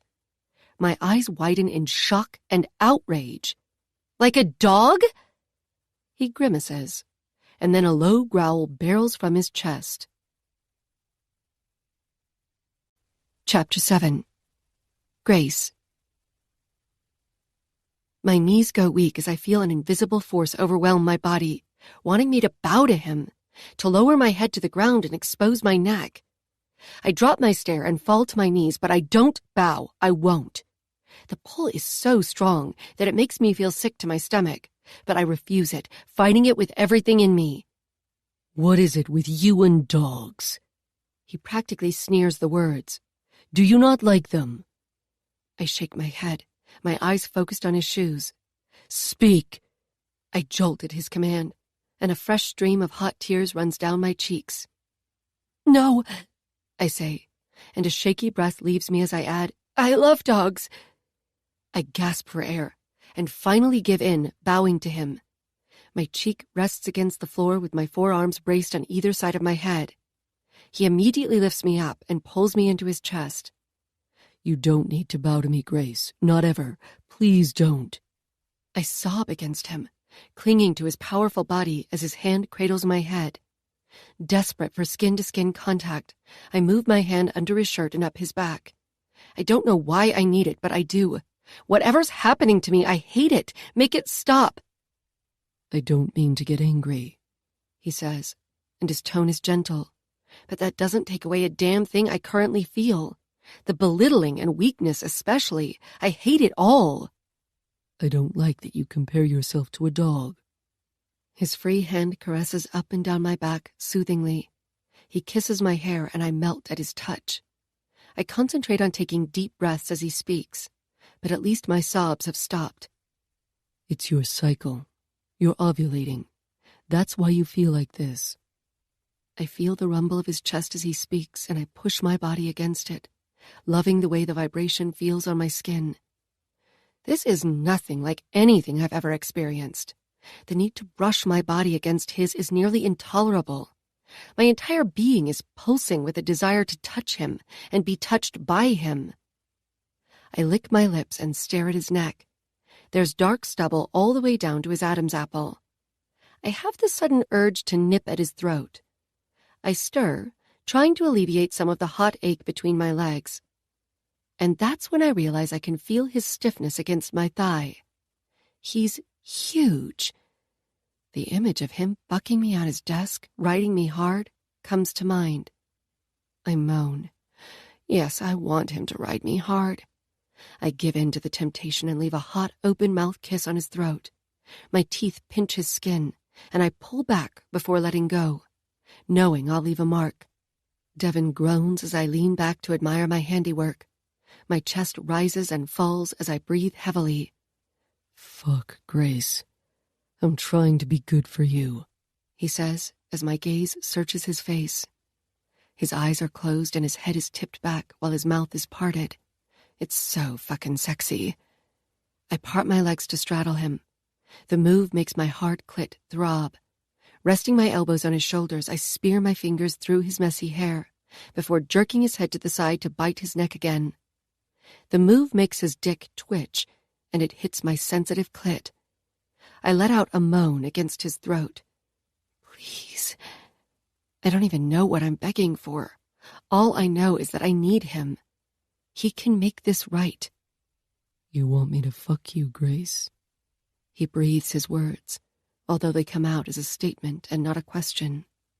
I nod, and faster than I can perceive, he's already moving. His fingers dig into the flesh of my hips as he lifts me up quickly, throwing my body onto the desk so that I land on my back with my legs spread wide. I told you to speak when I ask you a question. His tone is laced with danger as he takes a step back and backhands my clit through my jeans. Fuck! A fire ignites so hot in my core that my head thrashes and my limbs shake from the intensity. Yes. As I come down from the overwhelming sensation, I realize he's undressing me, practically ripping my jeans off of me. With a snap and a rip, the jeans are torn halfway down my body. Before the torn clothing even hits the floor, his tongue is on me. His rough stubble scratches against my inner thighs, and it's even better than I imagined. Feeling his hot mouth on me is a dream come true. I arch my back on the desk and push myself into his face. Any sense of control is gone. I've fallen off the edge of a cliff. He growls with approval into my heat as he angles me so he can fuck me deeper with his tongue. Please, I beg him again. I need him. He continues taking his sweet time, but the sound of his zipper gives me hope. I wriggle on the desk, needing more. My body is impatient and my head thrashes from side to side. I need him now. Please. I can't stand the torture any longer. I need my release. He moves from between my legs and hovers over my body while wiping my glistening arousal from his mouth with the back of his hand. His lips are swollen, and his silver gaze doesn't hide his desperation to be inside me in the least. At least both of us are affected. You need me to fuck you, Grace. I don't hesitate in my answer. Yes, I need you. As soon as the last word leaves me, his hands grab my hips and pull me to the edge of the desk, while he pounds into me all the way to the hilt without a hint of mercy or shame. I promise it'll only hurt for a moment. He groans, and I'm caught in his silver gaze. My breath is stolen, my nails digging into his forearms as he towers over me, fully inside of me. If I could speak, I'd beg him to move. It's too intense, too much. The intense pain from being stretched begins to slowly ease as he moves inside of me. My head drops back and I moan, the pleasure-filled waves riding up my body with every hard thrust. Fuck yes. He growls at the ceiling, with his eyes closed and his mouth parted. He doesn't stop his steady pace, though. His head slowly drops and he opens his eyes to find mine. It's then that I notice his fangs and the hunger in his silver gaze. He is the epitome of power and lust. In this moment, I am only his. I want nothing more than to bow down to him and give him every pleasure possible. My heart feels weak and raw. He has complete control of it. Sheer terror jolts through my body, freezing my hot blood. But in a flash, it's gone, leaving only the heat to scorch my sensitive skin. My head drops to the desk and my eyes roll back from the intense pleasure radiating through my body. With one hand still on my hip and the other now wrapped around my throat, he picks up his pace and pistons into me with a primal need. I tremble as a numbness rises from the tips of my fingers and toes, threatening to overwhelm my body. I part my lips to beg for my release, but as I do, he squeezes tighter around my throat and hammers into me as my pussy clenches. Come for me. His words are my undoing, and I shatter beneath him. I shatter for him. Chapter 8. Grace. Devin leaves me for a moment, a chill draping itself around me as my body immediately notices his absence. I lift my head just enough to see him enter what looks to be a bathroom on the far side of the expansive office. As the aftershocks of my orgasm settle, my mind finally feels as though it's clearing, like it's waking up from a fog. The realization of what just happened hits me with a force that makes me want to throw up. This is why they took us. My head shakes in denial. Shame immediately strips any sense of pleasure remaining from our bout of passion. They intend to use our bodies for their pleasure. No.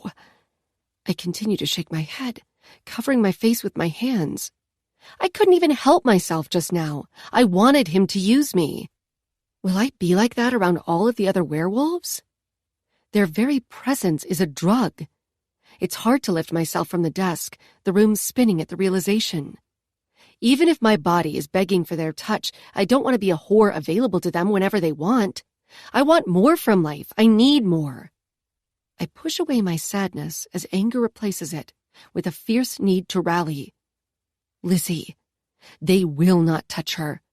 I push off the desk and land on my bare feet, my legs still shaking. Half naked, I sprint to the door. The sound of my bare feet patting against the wooden floors is nothing compared to the screaming in my head. My camisole barely covers my ass, but I don't care. I need to get out of here. My limbs shake, but I run as fast as I can. I make it to the door as Devin exits the bathroom and curses under his breath. He's fast, but I'm at least able to grip the knob and rip the door open. I scream, "Lizzie!" Adrenaline races through my blood. There's no way I'm going to make it before he catches me. I'm going to fail her. I already have. As I run down the empty hall, I shout her name again. I don't make it more than a few feet before I hear the heavy thuds of men running toward me from both sides. I stumble as I realize I'm trapped, and I start to fall. My eyes dart to a door on my left, but before I can open it, Devin grabs me from behind, lifting my feet off the floor and spinning me around as I scream. "What the?" a baritone voice starts to say, but Devin cuts him off as I push against his hold and squirm. Leave us. His hard voice echoes in the hall, and footsteps scurry away in the opposite direction. His arms are wrapped around me too tightly for me to escape, but I refuse to give up, fighting and straining against him.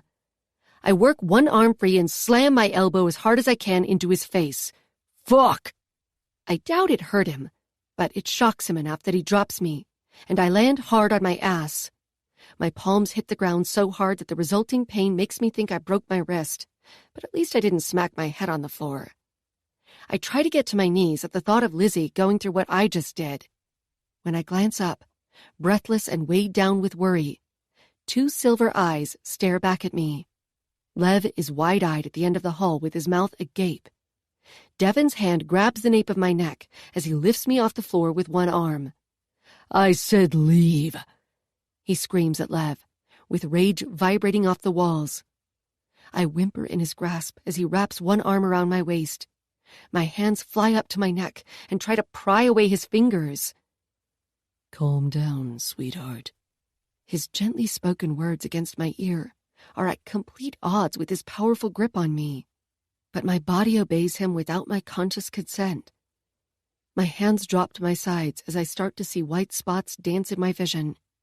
My body may be willing to listen to him, but my mind isn't okay with any of this. He must know that on some level, because he loosens his grip, but doesn't remove his hold on me. As I try to come to terms with being trapped in his arms, he tells me again that everything will be okay, and that I just need to trust him. But I don't trust him. I don't trust any of them. Chapter 9. Devin. I leave for 1 fucking minute and she bolts. Rage courses through me, but outwardly I'm doing my best to remain calm. Humans like controlled, collected behavior from shifters, and typically I am. I have to stay composed for my mate who doesn't even want me. A coldness settles inside of me, one I haven't felt in over a year. Not since I noticed her at the offering. I'll be damned if that thought doesn't hit me like a bullet to my chest. My wolf doesn't like it either. My pride is wounded. The only solace I have is that she's letting me hold her. Grace is finally settling in my arms. At least her body is. I can see in her eyes that she's resisting me. Struggling to find words to make sense of it all, I do my best to rein in my resentment that she ran right after she gave herself to me. How could she not feel our connection? How could she deny how perfect it was? Maybe you shouldn't have fucked her the second you got her in the house? Lev's words ring in my head. I grit my teeth to keep my irritation from showing. After all, Grace can't hear him. I don't want her to think my annoyance is with her. Watch it, Lev. I managed to keep a low growl from rumbling in my chest. I'm just looking out for my big brother. I really think it would have been better if you'd waited. She's in heat. What the hell was I supposed to do? Let her suffer? I wait a moment for him to answer. His silence pisses me off. She was barely coherent. I sneer the words in my head, all the while staying relaxed on the surface for my Grace. Her body molds perfectly to mine. I've witnessed the heat before, in my old pack. I'm surprised it took me so long to realize that's what was going on with her, especially with that sweet, intoxicating smell filling up the room. My head wasn't right with her looking at me like I was dangerous, like I was going to hurt her. She shouldn't feel like that around me. With my touch, though, she reacted like she should have. Peering down at her small, huddled form, she presses against me with her eyes closed. She's so beautiful and serene, and now she's right where she belongs. How about you give her some space? The farther away she is from you, the better she'll be till the full moon. The young wolf has a good point. I'll be able to claim her then. There wasn't a part of me that thought I'd fuck this up like I just did. She'll still be in pain. The heat's a bitch. She'll writhe in agony once it hits her again. It won't be as bad if you stay away from her. Grace shifts in my lap, nuzzling into my chest as her breathing evens out and deepens. Just the thought of staying away from her makes the wolf within me whine in pain. Easy for you to say. I've waited a year to have her. You haven't even met your mate yet, and the pull will only get stronger as the moon waxes. I stroke her back to settle her, and it seems to be helping. I should explain everything to her. Maybe that'll put an end to whatever's going on in her pretty little head. How do you think Lizzie will react? I stifle a sigh. Lev makes another good point. My little brother has always been more logical than me. More empathetic, perhaps. Caleb and Dom aren't ready to tell her, and Lizzie isn't in any condition to hear that news. As the alpha of the pack, their needs come before my own. My heart hurts for my mate, though. She doesn't trust me or anything that she's feeling. For fuck's sake, she thought I drugged her. You could let them see each other. Caleb and Dom are going crazy because Lizzie won't come out of the bathroom and she's crying again. Something is really wrong with her. That'll give your mate something to focus on. Did you get their paperwork from Vince yet? More silence from Lev answers my question. He isn't back yet, is he? I clench my fists and scowl before I can catch myself. Thankfully, Grace has fallen asleep on my chest. The last thing I need to do is to frighten her anymore. Not yet. When he gets back, I'm going to kick his ass. Motherfucker can't listen to orders for the life of him. I know him being MIA has something to do with finding his mate, but he could have waited until things were settled here. What about Caleb? Haven't heard from him yet. He's probably still packing up their stuff. I nod my head even though he can't see me. The fresh scent of Grace's hair wafts toward me, and I breathe her in. She smells just like she tastes, like caramel apples on a crisp autumn night. My mouth waters at the memory. You want some privacy, Alpha? I can hear Lev's laugh. Fuck off. Even as I say it, I smile.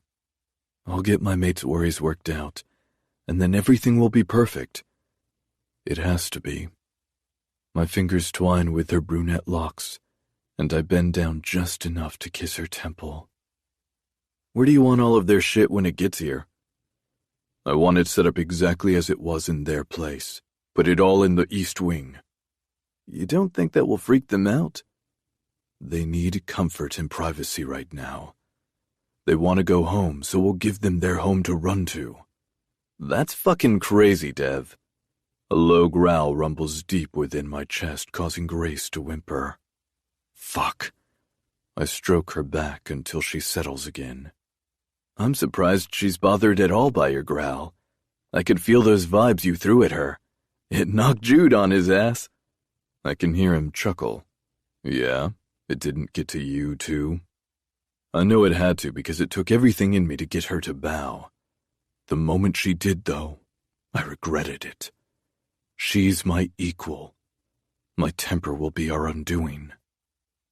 Course it did, but I stopped doing my laps and bowed like a wolf. Jude fucking dropped like a pussy. I chuckle, and the movement wakes Grace. At first she's content and almost nuzzles back into me. Then her eyes open wider, and she stiffens. Damn it, this isn't how finding your mate is supposed to be. Well, your mate is human. My lips form a thin line at Lev's words. I run my finger through Grace's hair, and she melts back into me, although her eyes don't close. I sigh heavily, loving the added weight of her on my chest. This would be so much better if she were a shifter, so much easier if she knew what to expect. If Grace had witnessed a heat firsthand, maybe she would have recognized it. At least her body perceives me as her mate. That's more than I can say for Dom and Caleb's mate. Chapter 10. Lizzie. Every inch of me shakes and won't stop. The nightmares come back, full force and with details that took years to forget. I'm scared to death, huddled in the corner of the shower with the curtain closed, as though they don't know I'm in here. It's only an illusion, and one not a piece of me believes, but it's all I have. I wonder if they know I'm not human. I pray they don't. I can't go back to what I once was. I'm not even completely sure what I am. Latent, maybe? My old pack said I was useless and a waste. They sold me to some assholes who beat the shit out of me, trying to force my wolf to come out. Tears stream down my face and my body shakes. They're going to hurt me. Dom looks just like him, like the shifter who brutalized my body over and over again. I shudder and squeeze my eyes shut, willing the memories to go away. I thought I'd escaped all this, I thought I was finally free. How could this happen? My shoulders shake uncontrollably as sobs rack my body.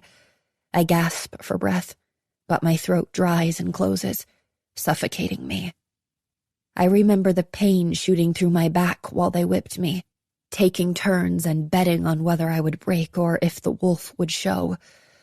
The small spikes piercing into my skin and gripping on before being ripped away, taking bits of bloodied flesh with it, leaving nothing but raw, broken skin and blood.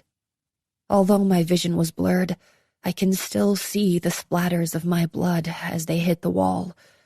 So much blood. I can still hear their laughter as my wounds closed before their eyes, although the brutal pain remained.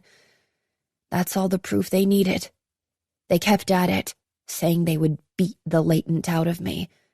That's how it works with latent wolves. They show eventually, but mine never did. I prayed every night for the healing to stop. I begged any and every deity who might have been listening to have mercy on me. Some nights I prayed for them to let my captors kill me, and then one night my prayers must have been heard. I stopped being able to heal. Their confusion gave me relief, but it was short-lived. They continued to torture me. They brought me to death's door over and over again. Each day they invented new ways to damage me, to bring out my wolf. But she left me. Left me or died. I'm not sure which. I'm not sure if she ever even existed. It took years before they gave up and tried to get their money back. They wanted to return me because I was broken. But my pack didn't recognize my scent. They denied me. I was thrown away and left in human territory for them to claim me. No one ever did. It took nearly 2 years of living at the shelter for the Hinders to take me. They got a check for keeping me. It wasn't enough to stop them from the occasional smack and grab and push, though. Just like with everyone else, I was worthless to them. At that point, I was so numb to the abuse I just accepted it as a way of life. At least they only struck me with their human fists, and I was grateful for it. They never tried to get creative like the shifters did. I only started to heal when Grace took me in. Grace! I sobbed her name into the cold tile wall. Please come help me. I can't even speak the words aloud since my throat hurts too much. Come hold me.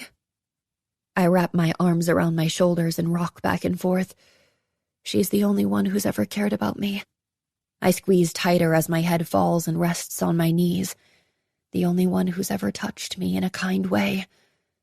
I won't survive here. I know it. This will kill me. With my last bit of energy, I whisper, please save me. Part 3. The Betas. Chapter 11. Dom. The sound of my mate crying is killing me. My chest feels hollow as I lean my forehead against the door to her temporary room. Her sobs never stop and my touch is useless to console her. I don't understand. It's not supposed to be like this. Her whispers echo in my head and my wolf whines in absolute torment.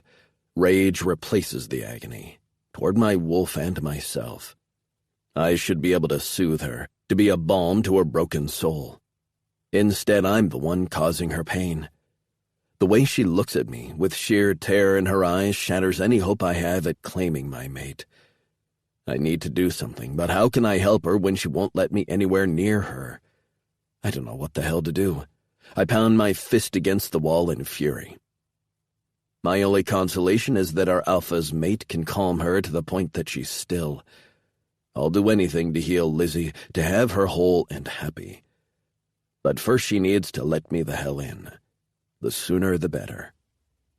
A scowl mars my face as Caleb approaches the door. I don't want to share her. Fate's a real bitch. She's not letting you in? His voice is low with more than a hint of worry. No shit. I practically spit out the words, but he doesn't flinch at my tone. He's already used to my bitterness over this situation. We should tell her we're her mates. I just barely resist the urge to knock him out. I'm worried about healing our mate, and he's worried about fucking her. I grit my teeth but manage a response. Do you see the way she looks at me? I say. He ignores my words like the stubborn asshole he is. Let's just do it, he says, and I shake my head. It'll be like ripping off a bandage. I can feel the hate and fear radiating off of her all the way from here, and you expect me to tell her she's my mate. Our mate. I can't look at him, so I just stare at the wall. If we don't, then what's going to happen when her heat hits? What about 3 days from now when the full moon comes and we have to claim her? He's out of his fucking mind. Have to claim her? We don't have to claim her. You don't want her? Shock and disbelief are both present in his voice, but also overwhelming sadness. How can you not want our mate? Of course I want our mate. His audible exhale is heavy with relief, even though my words came out as a low growl. Caleb is truly out of his fucking mind if he thinks she'll roll over and let us claim her. Her tear is so thick it drenches the air around me. My next words come out easy. We can wait till the next full moon, or however long it takes. I'm not waiting, and I'm not risking her heat coming on and it fucking us over like it fucked over Alpha. I finally meet his gaze, which stops him from pacing the hall. How is he?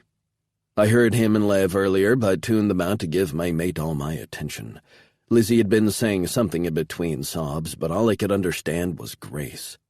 It's clear she loves her Alpha, and it breaks my heart that she has so much love for her, but only hate and fear for me. Not looking too good. She ran from him. What the fuck? My brow rises with shock. None of this is happening the way it should. Yeah, when he caught up to her, she knocked him in the jaw trying to get away. Holy shit. The admiration in Caleb's voice is comical, complete with a cocky grin, although the humor doesn't reach his eyes. No one's gotten a hit on the Alpha in years. Of course, his own mate, a human mate, would get the best of him. It almost makes me smile. Almost. But I don't. So both of our mates have a bit of a violent streak. I can't help the fact that the Alpha's mate hitting him makes me feel a little better about my own mate. But she reacts to him. I saw her melt into him at the offering. Despite being petrified for Lizzie, she was perfectly fine in his embrace. And that's the way it should be. Now I'm the one pacing as Caleb leans against the wall. He comments, "Yeah, and then her heat hit and it freaked her out." Why? I don't understand how wanting her mate's touch could possibly hurt their relationship. According to Lev, abducting them, not telling them why, and then fucking them is not a good idea. Judging by how pissed off Devin is, I'm going to have to agree. A grimace spreads across my face as I say, "You make it sound way worse than it is." He raises his brows and says, "Not really. Anyway, she rejected him after they bonded." Oh shit. I'm sure Devin's hurting after that.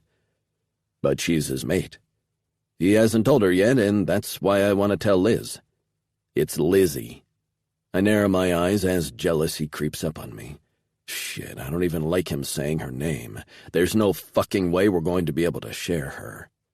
First of all, we need to tell her so he can tell Grace. He won't tell her because he wants to make sure Liz will be all right first. He's waiting for us to be ready. I know he's sacrificed for the pack before, but we're also hurting his mate. She's our new Alpha. He stresses the last bit, and I feel my resolve crumble. It kills me to admit it, but I don't have any other ideas on how to get through to Lizzie. Maybe telling her will help. She can't get any worse. And second, he continues, and Caleb's authoritative voice brings my concentration back to him. Stop thinking like that. I hate that you're all pouty that we're sharing our mate. My brows knit together in anger. Get out of my head, Caleb. You know I can't. At least he has the decency to sound remorseful. We'll make it work. Fate fucked us over for a reason, right? He reaches out and pats me on the back, his black boot kicking off of the wall as he does. Maybe we're both too messed up for her on our own. he adds, and grins wickedly before continuing. But together we'll be whole for her. I snort. Real romantic. The only problem with that theory is that we're the same kind of messed up. He lets out a low chuckle. No way. You're way more fucked up than I am. He smiles broadly at me, and for the first time since I realized that we were going to have to share Lizzie, I don't resent him. It wouldn't kill you to smile, you know. And just like that, the urge to knock him out comes back. I shove him into the wall. I'm just screwing around. I know he is, but it really might make a difference for Lizzie if I could lighten up some. Scary as hell seems to be the most common description of me from the humans. I decide to change the subject. Vince back yet?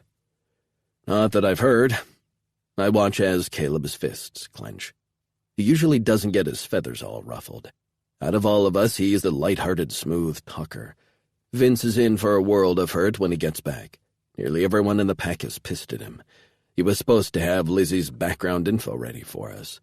We already had Grace's since Devin practically stalked her this past year, but we didn't know Lizzie was ours until yesterday. Instead, he hightailed it out of the offering and hasn't been back since. He felt his mate in the audience, but he's going to have to wait until she's offered, just like Devin had to. He can't just take her. I have to believe he isn't that stupid. It's been nearly 12 hours since we last touched base with him, though. That's entirely too long for him to not be up to something that's going to fuck us over. He can't be hanging around in human territory. He knows better than that. I shove down my thoughts before they get the best of me. So you got all of their stuff in there? Yeah, it's time to move them into their new home. It's weird. He shrugs at my comment. It's what Alpha wanted, and I think it'll help them adjust. Devin wanted the room set up exactly like their apartment. They have the entire east wing all to themselves. It has everything but a kitchen. Plus now they'll each have their own bedroom and bathroom instead of sharing like they were before. Although given their dependency, I'm not sure they'll sleep apart for a while. My wolf whines again, hating that fact. Honestly, it's not a bad idea. It'll give them a sense of home and safety. His words hit me hard and I scowl. I know, man. He pats my back again, a firmer, harder pat that pisses me off, but when he smirks, I smack him away. At least I know he's feeling the same way. One day we'll be her home in safety. He nods his head as if he's reassuring himself. I can only hope he's right. Chapter 12. Grace. I wake up in Devin's arms, the Alpha. I breathe out deeply and snuggle into his warm hold, nuzzling into his hard chest. I sigh and feel my cheeks heat as I remember him taking me, shattering me. And then my eyes widen. I sit straight up. Something's wrong. I shouldn't be cuddled up to him as if he's the oxygen I breathe. My heat. That's what's wrong with me. I begged him, literally begged him to fuck me. The shame and guilt washing over me make my heart clench, and I have to close my eyes. My fingers go numb and my stomach sinks. I can't do this. Where's Lizzie? Calm down, sweetheart. Devin's words are accompanied by his arms around me, holding me there in his lap, and I wish I could simply push him away. He traps me gently, but still it's against my will. He runs his fingers through my hair and pulls me back into his chest. I resist slightly, but I want to lie against him. My body's pulled to him and I can't help it. It's as though my body and mind are two separate entities. I don't like the loss of control. It's disturbing. He strokes my back, and I feel myself relax into him. This power he has over me does nothing to ease my racing thoughts. A part of me thinks I should leave it be and give in. It isn't like I have a choice. But that's just not how I was made. He commanded me, fucked me, and now he's petting me like a prized poodle. I'm not going to sit back and be a good little pack bitch. Why did you take us? The words come out dead on my tongue. I already know the answer, but I need to hear him say it. Maybe then I can hate him. I can stop feeling this intense emotional and physical pull to him. His hand pauses as his back tenses for a split second, his strong muscles rippling. I wish you would trust your instincts. His comment is followed by a low and irritated sigh. Gritting my teeth, I shift in his lap so I'm facing him, and stare up at his gorgeous face, ready to lay into him, to push him away and practically spit out every horrible thought I have. His silver eyes look almost sad. They soften my resolve to be combative. He rests his hands on my hips and says, I wish you would trust me, Grace. I know you want to. My mind is at war with itself to the point that I have to look away. He's right, I do have the desire to trust him, to let him hold me, to give myself to him. But that's not who I am. Because of my heat. I frown and offer the words as a simple explanation. Once the heat is gone, I'm sure I won't feel this way about him anymore. It's only temporary. But I'll live with this forever, and Lizzie? Devin's fingertips dig into the soft flesh at my hips. The possessive hold makes my body instinctively still. My heart races in fear. Once he registers my reaction, he loosens his grip and caresses instead. But I remain frozen in place as my heart tries to climb up my throat. I want to trust him, but I sure as fuck don't. A moment of awkward silence passes. How long did I sleep? I ask, and peek up at him through my lashes only to find him staring at me, as though he's studying me. A few hours. Shock widens my eyes and I jump back a bit, as far as I can with his hand still gripping my hips, keeping me seated in his lap. Lizzie. I say her name in a breathy voice, not hiding my fear and shock. I can't believe I left her alone for that long. She's all right. I shift uncomfortably in my captor's grasp. Would he tell me if she wasn't? As if on cue, he speaks up. I'd let you know if she wasn't well. She seems to like her space, and we're giving it to her. I nod my head, but eye him questioningly. I almost ask him, promise? As if this man owes me anything or that I should trust him. But I don't have to ask. He tells me exactly what I want to hear. I promise nothing bad will happen to her. She's sleeping, sound asleep, and perfectly safe. She's not with a man. No. No one has touched her like I've touched you. There's a thrumming in my veins and mixed feelings that race through me. Before I can whisper, promise, yet again, he says it first. I promise you, Grace. Jude said they can hear each other's thoughts, and now I'm wondering if he can hear mine. I purse my lips and narrow my eyes. What's wrong? He seems a bit worried, so I school my expression back to neutral. Still, I can't help but to ask. Can you read my mind? At my question, he chuckles, revealing his perfect yet deadly white teeth. I find myself staring at his sharp fangs, mesmerized by them. No, I can't read your mind. Werewolves can communicate telepathically if we concentrate, but that doesn't include humans. He runs his fingers through my hair, and his silver eyes sparkle almost as brilliantly as his smile. So unfortunately, I'll never be able to read your mind, Grace. His fingertips glide gently up and down my back, pulling at my cream camisole. It's then that I realize I'm only wearing my shirt.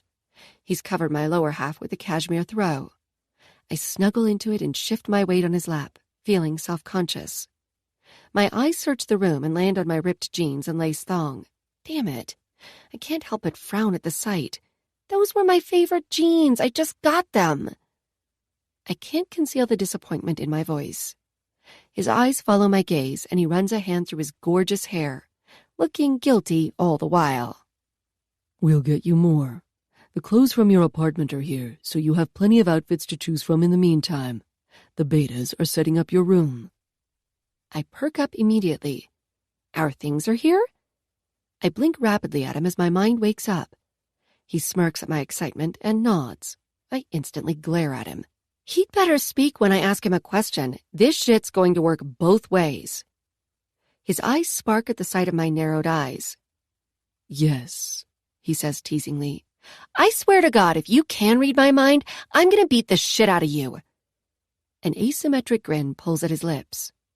I told you I can't. I won't ever lie to you, Grace. The whimper that leaves me at the sound of his tender tone is unexpected, as is the desire to lean in closer. It's hitting me again. Squirming in his lap, I close my eyes to will it away. I asked you one question, and you still haven't answered it. The words rumble from his chest as I lean into him even more. I nuzzle under his chin and resist the need to nip at him. The temptation is nearly overwhelming, and just the thought fans the low flames igniting my core. And what was that question again? I really don't remember. I'm still tired, and this day feels like one giant blur of raw emotion. What do you know about werewolves? He leans back in his chair, and I lean back too. A little distance is good. Oh, right. I swallow and pick at the ends of the throws I shrug against him. Not much, really. And what is not much? Well, I know you shift into a very large wolf. You're good at smelling and hearing. You hate vampires. I bite the inside of my cheek and try to think of more. I now know that you all have silver eyes and you're taller than average. I push the throw down and lean back into him. Staring at the black and white photographs on the far office wall, I comment, "You have the ability to make unsuspecting women sleep with you." A low growl rumbles up his chest as a warning. That's pretty much it. You're right. That isn't very much at all, and half of it's wrong. I scrunch up my nose and feel my forehead crease. I pull away from him, both my palms pressing against his chest as I stare into his piercing silver eyes. What did I get wrong? We're not all taller than average. He mocks me. I don't like what you said about making women sleep with us. I'm forced to bite my tongue at that comment, so much so I'm surprised I don't bleed. We don't all have silver eyes. And lastly, we don't hate vampires. Yes, you do. The words come out accusingly. That's why we have the treaty. You keep them away. A slight frown mars his handsome face at my words, but he nods. They stay away because we asked, but that doesn't mean that we hate them. You just asked them to stay away? Well, no, not exactly. We have an understanding. I raise my brows, willing him to continue. They stay away, or we kill them. But you don't hate them? He shakes his head. Why is that so hard to believe? I was always told you came to Shadow Falls to hunt them because they're your natural enemies. He scoffs. Not at all. A mate to one of the pack members was in danger.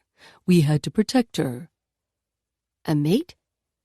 Yes, he says, and his response is clipped. Whose mate? The grandfather to the alpha of my old pack. I don't understand. This is the same pack, isn't it? There's only one pack who we made the treaty with. We are a part of that pack. I fought their alpha for the territory after forming my own pack. The curious side of me itches to scoot closer to him. I need to know more. Tell me everything from the beginning, I say, then cross my legs in his lap and watch him intently. His grin in response is contagious. I will, sweetheart. He shakes his head and adds, Not today, though. It has to be 2 or 3 in the morning. My gaze wanders around the room, searching for the source of the ever-present soft ticking. Damn, he's right. The simple, sleek, and modern clock on the wall directly behind me reads nearly 2:30 a.m. I'm happy you seem more relaxed now. His words are soothing as I hum a response into his chest. He smells so fucking good, like a masculine woodsy pine. You're like a drug. The words slip past my lips effortlessly. It's not right, and I don't like it. He leans down and runs his teeth along the shell of my ear, causing a chill to run through me while his hot breath tickles my skin. He whispers, I love that I'm your drug. The shiver morphs into a spike of need, and I rub myself against him, just barely containing my moan. Grace. His tone holds a note of warning. Yes. My response is practically a purr, and I don't recognize this person. With a desperate need riding over me, I lean forward just to smell him, just to get a small dose of that lust. The tip of my nose runs along his stubble, and a warmth flows through me. It's like fate telling me everything is going to be all right. I've never felt like this before. I confess to him. Grace, he warns me, but even his authoritative tone is weakened like I am. He feels it too. I steady myself against him, rocking slightly. With his hands on my hips, he stops my movements. I murmur, "But I need you." Fuck. He groans to the ceiling as his head rolls back at my words. "Please fuck me." I have no shame this time. I'm throbbing against him with desire, and I have no intention of being denied. My nipples are pebbled, and all I can think about is him inside of me, thrusting and soothing every need I have. I splay my hand against his chest and push. With little resistance, he leans back into the chair, his hooded eyes finding mine. With my chest pressed against him, I place my lips at his ear. "I want you, and you better not fucking deny me." He groans and takes my head in his hands as his lips crash against mine. His warm tongue runs along the seam of my lips and my mouth parts for him. My tongue dances with his as he struggles to release his hard dick from his pants. His movements beneath me make it obvious that he's stroking himself, and that knowledge makes my skin heat even more with anticipation as I moan. I need him inside of me, filling me. I position myself so that the head of his dick is at my hot entrance. He stares into my eyes as I gently glide down his massive cock. My bottom lip drops, and I can barely hold his gaze. A strangled moan is torn from me as I move down his length, taking every inch of him. I'm still a little sore from earlier, but the fullness makes my body sing with pleasure. I move back and forth a few inches, whimpering as my limbs tremble slightly. My head falls onto his shoulder as the hot sensation overwhelms me. Devin takes my head in his hands and kisses me sweetly. I moan into his mouth as I glide up and down, my arousal making the movement effortless, although his girth is still stretching me. I lean back and pick up my speed while my hands rest on his muscular pecs, riding him at my own pace. He's good to me, I tell myself.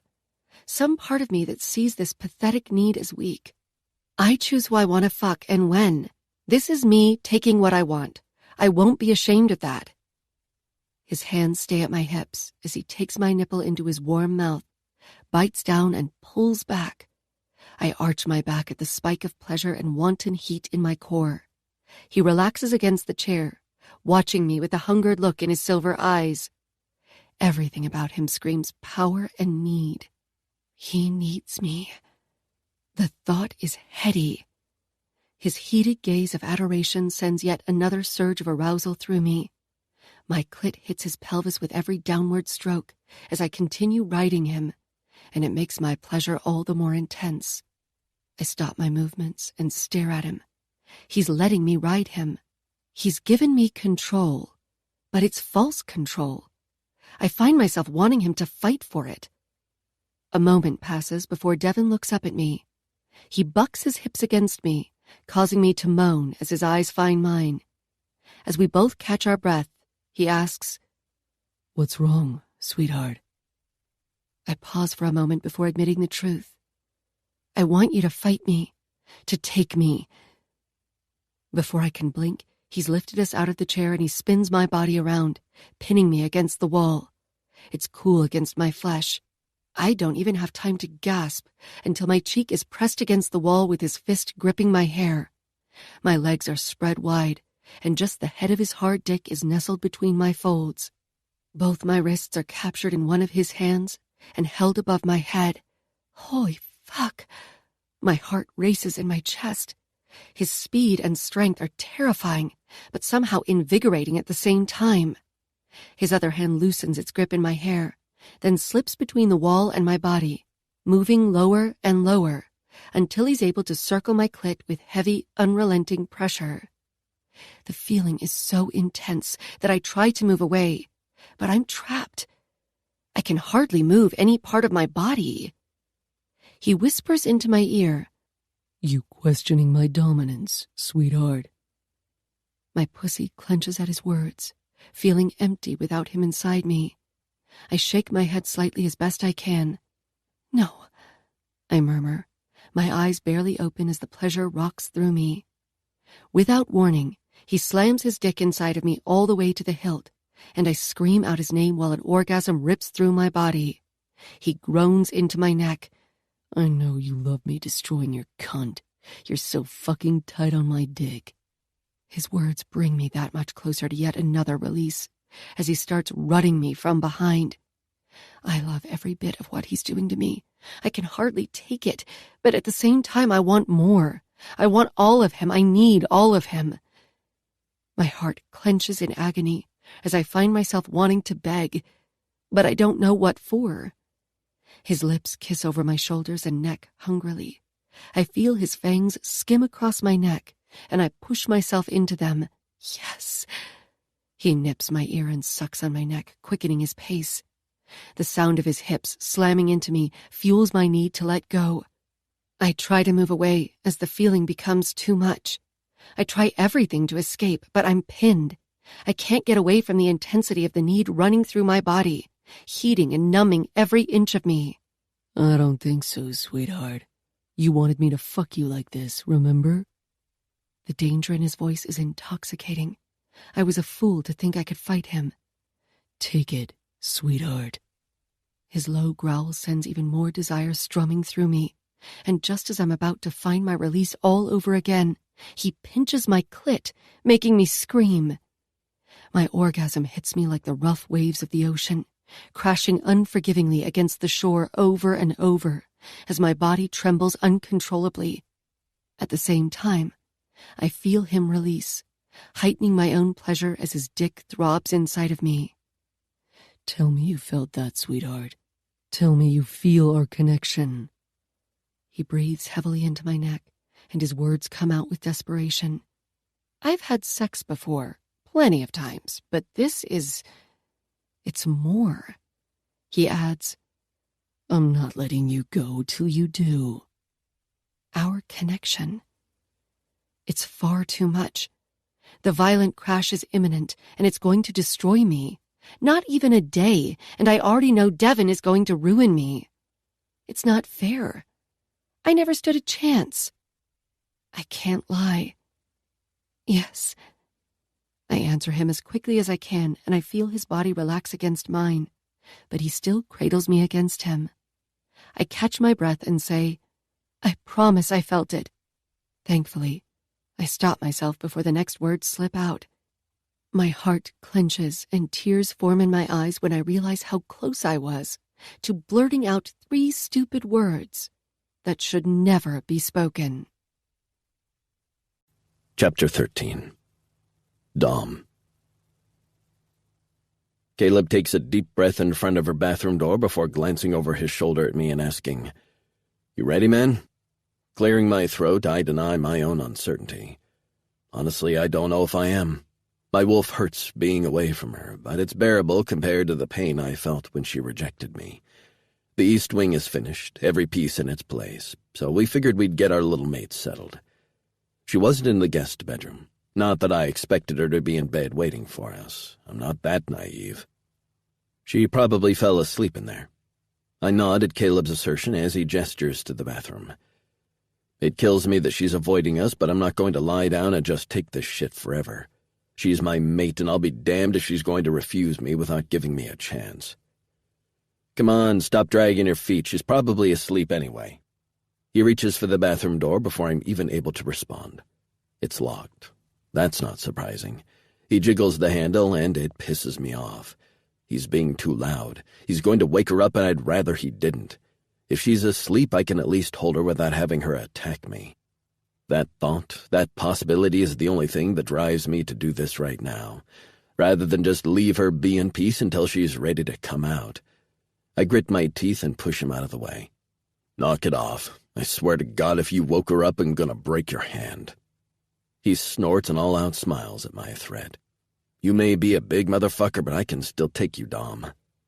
The idea of the two of us going at it puts a wicked grin on my face. Not many in the pack like to spar with me anymore. I take a credit card out of my wallet and slip it between the lock and the doorframe. I'm not as good as some, but I'm sure I can jimmy this lock. Put your money where your mouth is, pup. Pup? I'm 6 months younger than you. I chuckle at the indignation in his tone that rings in my head. Still younger. As I whisper the words, I hear the lock clear and I twist the knob. We're in. Holding my breath, I push the door open as quietly as possible.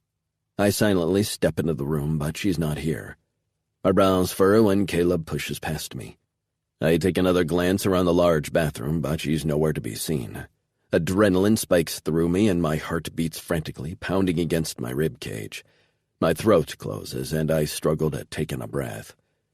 As I'm having a goddamn breakdown, Caleb pulls open the shower curtain. The sound of the ring sliding along the metal bar steals my attention. Calm down, she's right here. I release a breath I didn't know I was holding and walk silently but quickly to my maid. She's curled up on the bottom of the deep-soaking tub, lying awkwardly against the cold cast iron so that her neck is at a weird angle. That's got to fucking hurt. She could have at least grabbed a towel for a makeshift pillow. That now familiar pain creeps up in my chest. She'd rather stay hidden and cold than to attempt any kind of comfort. Shit. We left her alone in the bedroom. She could have slept there. I breathe in deep, letting the disappointment and guilt run through my body. She doesn't trust us. I lean down to sit on the edge of the tub and brush her soft blonde hair away from my face. Her cheeks are tear-stained and black mascara is smeared under her eyes, but she's still impossibly stunning. Her petite frame only takes up about half of the tub, making her look even more fragile. Her deep, even breathing confirms that she's out cold. She's still in her skimpy dress. I can't help it as my eyes linger on her upper half that's very much in danger of being exposed. The bottom of her dress doesn't even come close to covering her ass. I tilt my head and I can see a bit of a cream-colored lace thong. I close my eyes and bite back a groan. She's fucking gorgeous. I sure as hell don't deserve her. I consider undressing her and putting her in something more comfortable, but nix that idea as soon as it pops into my fucked-up brain. She doesn't even want me to hold her hand. There's no way she'll be all right if I undress her. Caleb picks up her heels on the other side of the tub and looks them over. It's a wonder she hasn't broken her damn neck wearing these things. I snort. Her toenails are painted hot pink and match her dress perfectly. You think pink's her favorite color? I don't know why I ask. The thought slips out. Judging by all the pink shit we just brought here, yeah. I nod my head, idly wondering what else she likes. I want to know everything about her. My eyes drift down her luscious curves. I grab this to cover her up, Caleb says. I turn around to face Caleb, although I have to look up at him since I'm still seated on the edge of the tub. He's holding the comforter from the bed she could have easily slept in. I nod and exhale deeply while I stand. I didn't even realize he'd left the room. All right, let's wrap her in it so we can get her to her room. I move out of his way. You think Alpha's gonna have Grace sleep with him tonight? I'm still debating on sleeping next to Lizzie. I'll wake up before her so I can slip out before she has a chance to freak out. He huffs, giving me a look like I should know better. I think he'd like to, but he's not going to have much of a choice. I tilt my head and give him a side eye. He just shakes his head and reaches down to collect our mate. You really think Grace is going to want to sleep with him tonight? I frown and shrug. I don't understand why our mates are so difficult. Caleb stands in the tub, draping the comforter over her body. I bend down with him to help gather the blanket around her tiny body. As I tuck the blanket under her arm, her blue eyes spring open and stare straight into mine, scaring the shit out of me. I stumble back a bit, caught off guard. My action halts Caleb, and he follows my gaze to our mate's eyes. I hear her heartbeat pick up, instantly racing, but outwardly she shows no signs that she's coherent. Her body is frozen in place and her face is devoid of emotion. She reminds me of an animal playing dead, hoping a predator will go away and leave her alone. I raise my hands to show her that I don't mean her any harm. You all right, little one? I keep my voice as reassuring as I can, trying to calm her. She doesn't answer. Her eyes dart to my hands, then back to my face. The sound of her heart beating chaotically fills the small room. It's so damn loud, but she remains rigid and tense.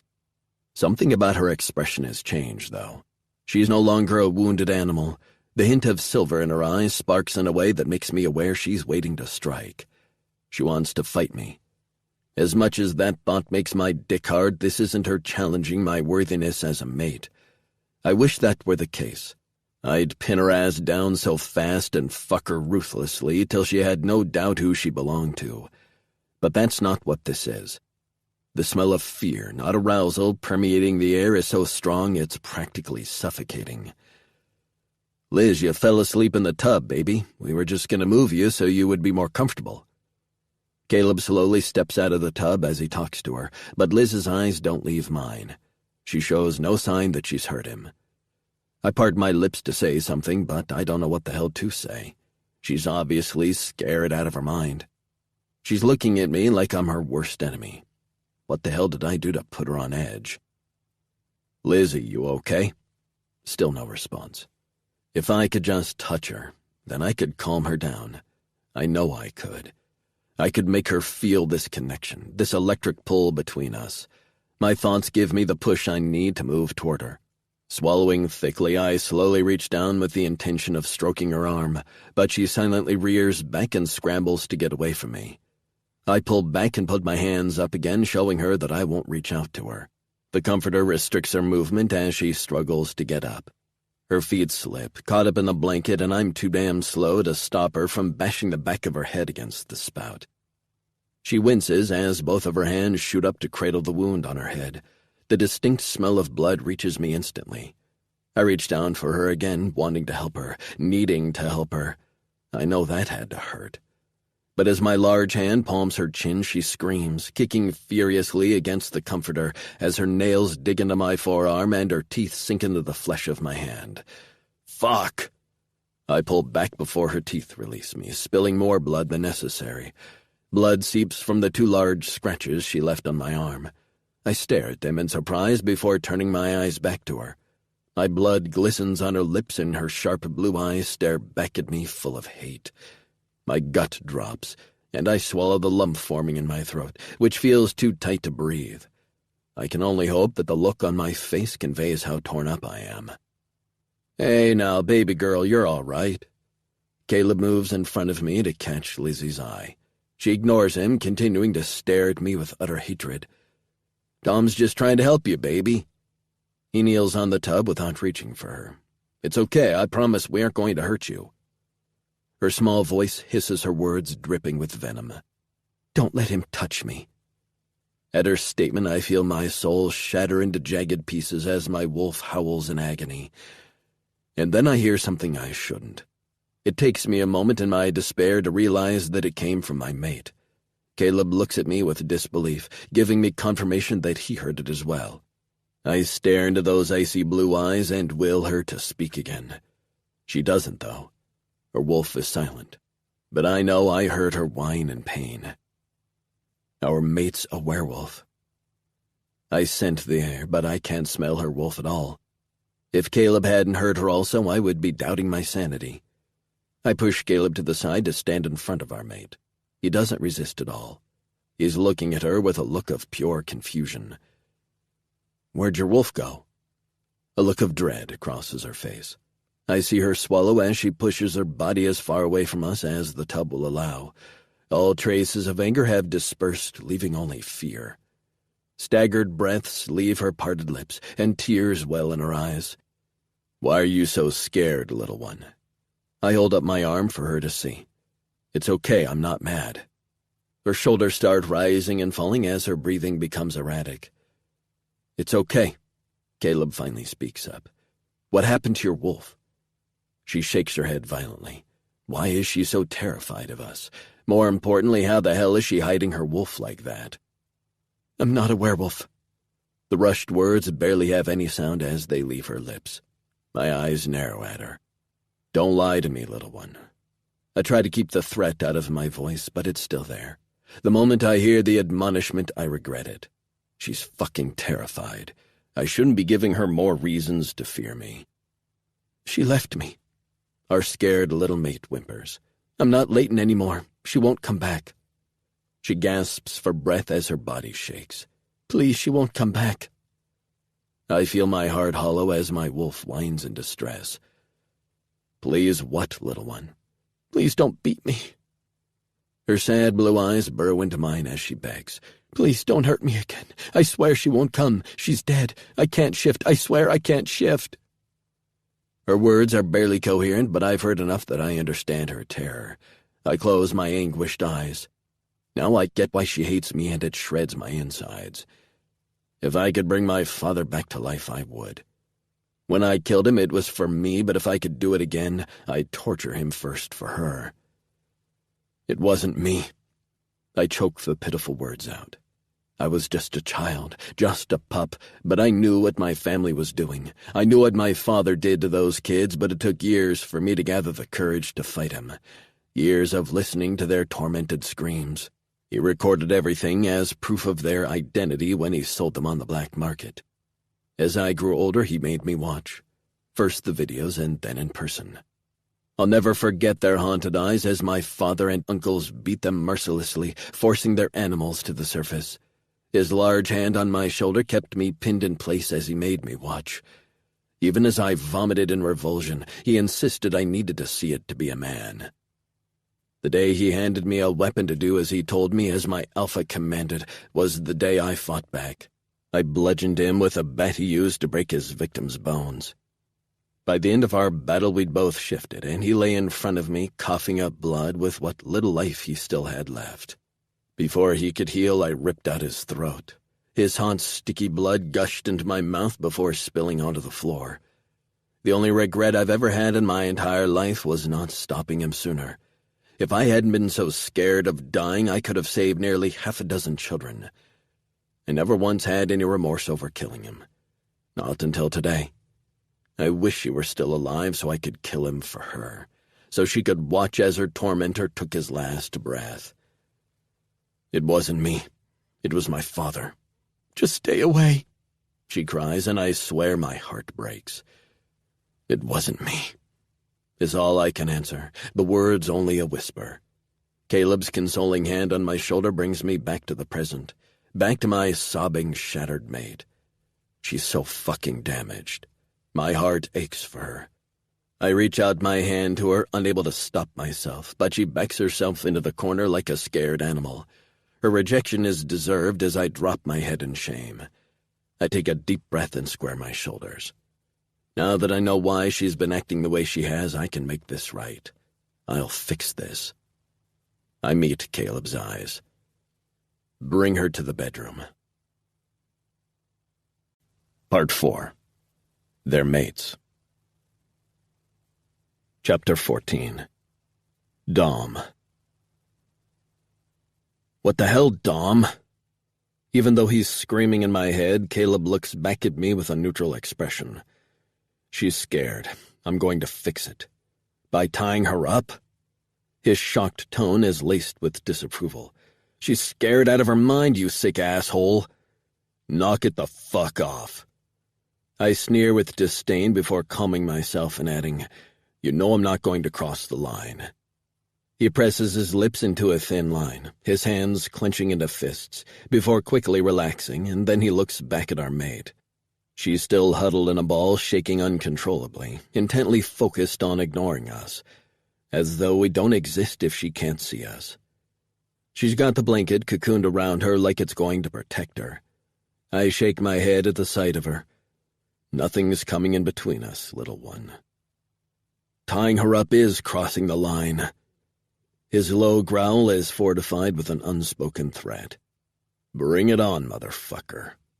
The low growl I thought was inaudible awards me with a small whimper from our mate, one that shreds me. I'm doing this for her. I leave him with anger pouring off of him in waves. With long, determined strides, I make my way to the other side of the estate.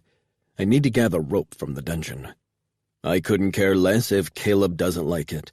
She may be both of ours, but that isn't going to stop me from doing right by her on my own. She needs to be subdued and reconditioned. Now that I know what she's been through, all bets are off. Our mate isn't a scared little human afraid of the big bad werewolves. No, she's an abused, latent wolf in desperate need of being given a kind, devoted touch. Except she's shown she'll fight us tooth and nail before she lets that happen. She'll do anything to keep us away because she's petrified. All of her past experiences have her on edge and frightened. I scowl thinking of what she's been through. My chest tightens and my throat constricts. My poor mate. Fate's one cruel bitch. She's scared of me and by extension all of us, simply because I look just like my father. Just like the man who bought her and tortured her. She's been taught to fear the very sight of me. I know just as well as her what he's done and seen how his victims look at him with sheer terror in their eyes. That's how she looks at me. I clench my fists and grip onto the rage and resentment. Better that than the sadness threatening to destroy the last bit of hope I have of claiming my mate. She may have learned to fear my presence, but I can retrain her. I'll have to tie her down at first so she can't hide from me. That way she won't be able to ignore me or run from me anymore. I nod my head as I collect what I'll need. I'll soothe her and relieve her of her agony. Instead of the pain and fear she's used to, I'll condition her mind to crave my touch and her body to want me. She'll let go of the past once she can see her future with me. Then there's the issue of her latency. Her wolf was there. I heard the poor broken creature whimper in pain. She reached out to our wolves. But somehow Lizzie held her back and hid her. She vanished. There one split second and gone the next. We couldn't hear her or feel her or even scent her. It doesn't make any sense. I should know since latent shifters were my father's main perversion. You can't hide your wolf. They're always able to be heard, felt, and eventually seen. Even if you're latent and can't shift, there's always something that will bring your animal to the surface. Lizzie, my sweet haunted mate, is not latent. She's something else and I have no fucking clue what. But her wolf is in there somewhere and my own wolf is chomping at the bit to get to her. He knows she's hurting, and he claws at me to protect her. If only it were that easy. If only you could protect someone from their past. My strides pick up as I get closer to my mate. I've only been gone a few minutes, but I don't want to miss a thing. If her wolf comes back, I want to be there for her. I want to be there for Lizzie every step of the way. First thing we have to do is tell her we're her mates. I don't know if she'll know what that means or what she remembers from her pack, but I'll figure it all out in time. I've got forever with my mate, and today is just the first day. There's no way I'm going to let her deny me. I'm not going to let her or her wolf hide from us anymore. You tell her yet? I silently question Caleb as I push the door open. The room looks just like the kind of room I'd expect any typical 20-something to have. Caleb made sure to get everything set up exactly how it was for them back at their apartment. These girls really love the color pink. It's everywhere with splashes of yellow and the occasional pale shade of teal. Lizzie is still huddled in the cream-colored damask comforter from the guest room. She's right in the middle of her bed with her head resting on her knees, nuzzled into the blanket. She's got her arms wrapped around her legs, and she holds on to them like they're her anchor. When she hears my boots thud against the wooden floors, she lifts her head slightly, and her red-rimmed blue eyes peek through her dark, thick lashes at me. The soft movement of her shoulders becomes rigid with fear. Her eyes dart to the rope in my hands, and terror flashes over her face. Her kissable, pouty lips release a small gasp, and she quickly backs away from me, crawling on her hands and knees to the headboard and pushing her side up against it.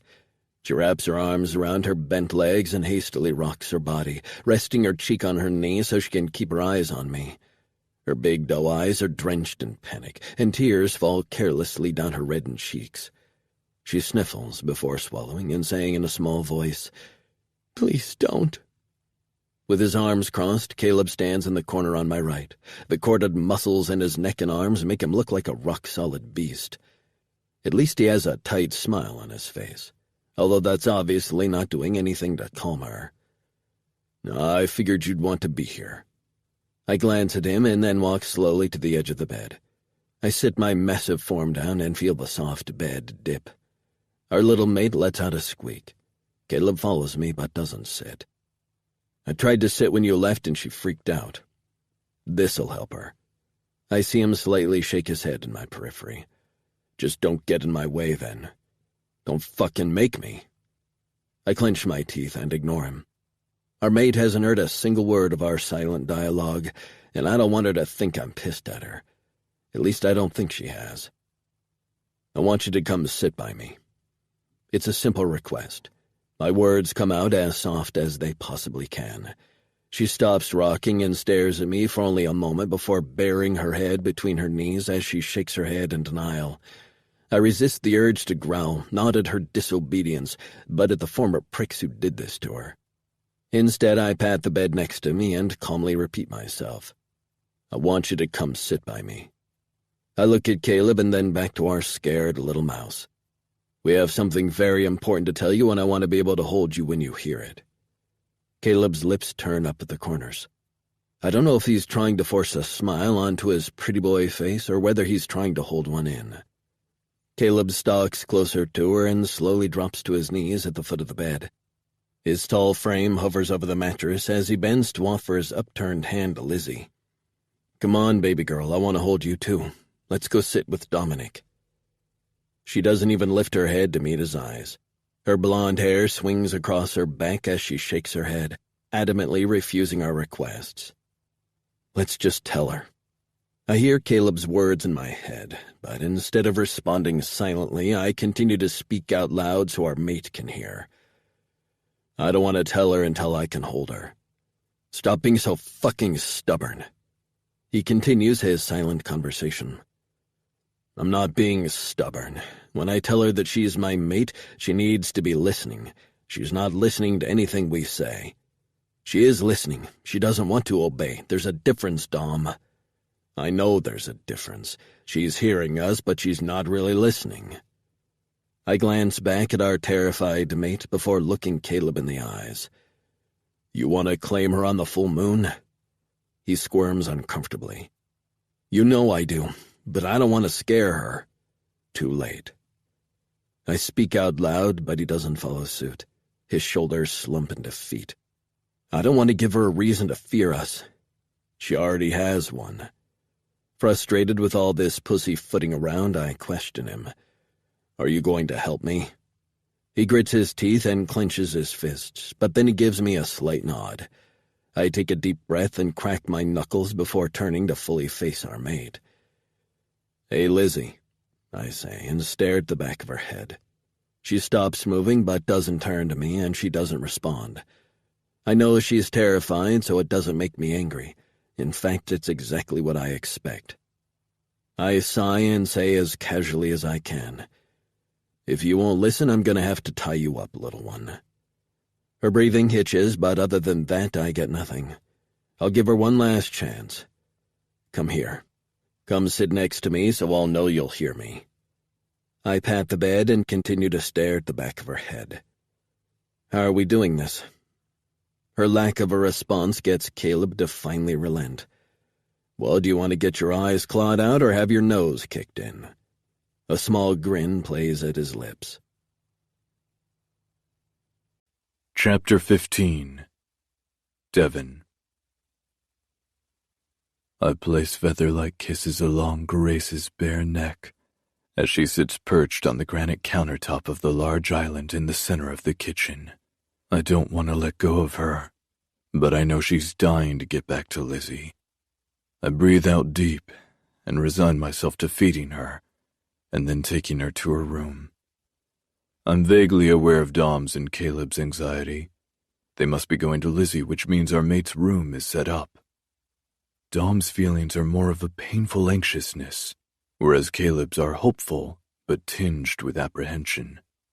I block them out. They don't need me interfering. They'd better come up with a plan soon to tell her that she's their mate. I don't think I can wait like I'd planned to. Keeping this from her is tearing me up inside. It's easy to see when she's overthinking it all. I know the moment I explain it to Grace, everything will fall into place for her. Our bond is already strong, as it should be between mates. But she's still holding back, and that's a problem I'm unwilling to allow to go on much longer. She pulls my shirt down her thighs, covering herself from me, and glances around the large kitchen. I could tell she was shocked by how modern her new home is. She probably expected to live in some shack in the woods.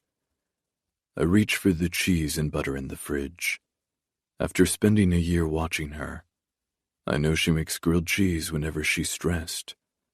I made sure to stock up on groceries before we went to the offering. I want her to indulge in anything that will offer her comfort. Once she's settled, she'll have all the comfort she's always wanted. I set the ingredients by the stove and glance back at her as I reach for a pan. She avoids my gaze and bites her lip, nervously looking around the room again. Her eyes linger on the doorway to the hall. Doubt filters into my mind each time her attention focuses on an escape route. I swear to God, if she runs from me again, I'll lose my shit. As long as I'm touching her, she seems fine, but the moment I step away, it's like our bond doesn't exist. That's an indescribable pain. Doesn't she feel that as well? There's so much I don't know, all because she's human. This is the first instance in nearly a century for our kind to mate with humans from what I've heard in the whispers from other packs. It's not common, but it's not completely unheard of either. What are you looking for, sweetheart? I keep my voice even, as if I don't know she's thinking about bolting even though it's written all over her face. She peeks up at me through her lashes and meets my gaze head on. Well, that's a good sign at least. I see her noticeably swallow. I was keeping an eye out for the others. The jealousy is unexpected. My nostrils flare and my breathing picks up in anger. I can't school my expression fast enough. Her gaze drops to the floor and she hunches her shoulders. She doesn't realize it, but she's trying to shield her neck from me. Yet another thing I don't like.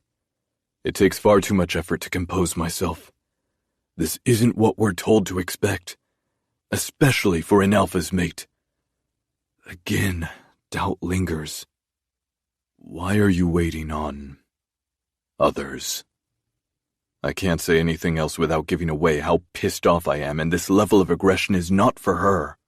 Imagining someone else walking in on her like this, and her attention being given to them, a pack member and not her mate, dressed as she is, the fact that Dom and Caleb are sharing their mate has gone to my head. I turn my back to her and put the pan for her goddamn grilled cheese on the stove to heat. I have to work hard not to slam the drawer shut after I grab a butter knife.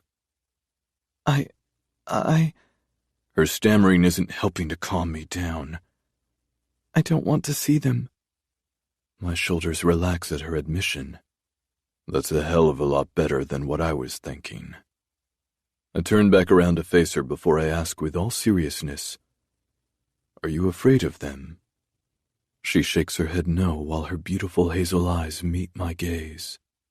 Nodding, at least I know I chose well for who would accompany her when I couldn't.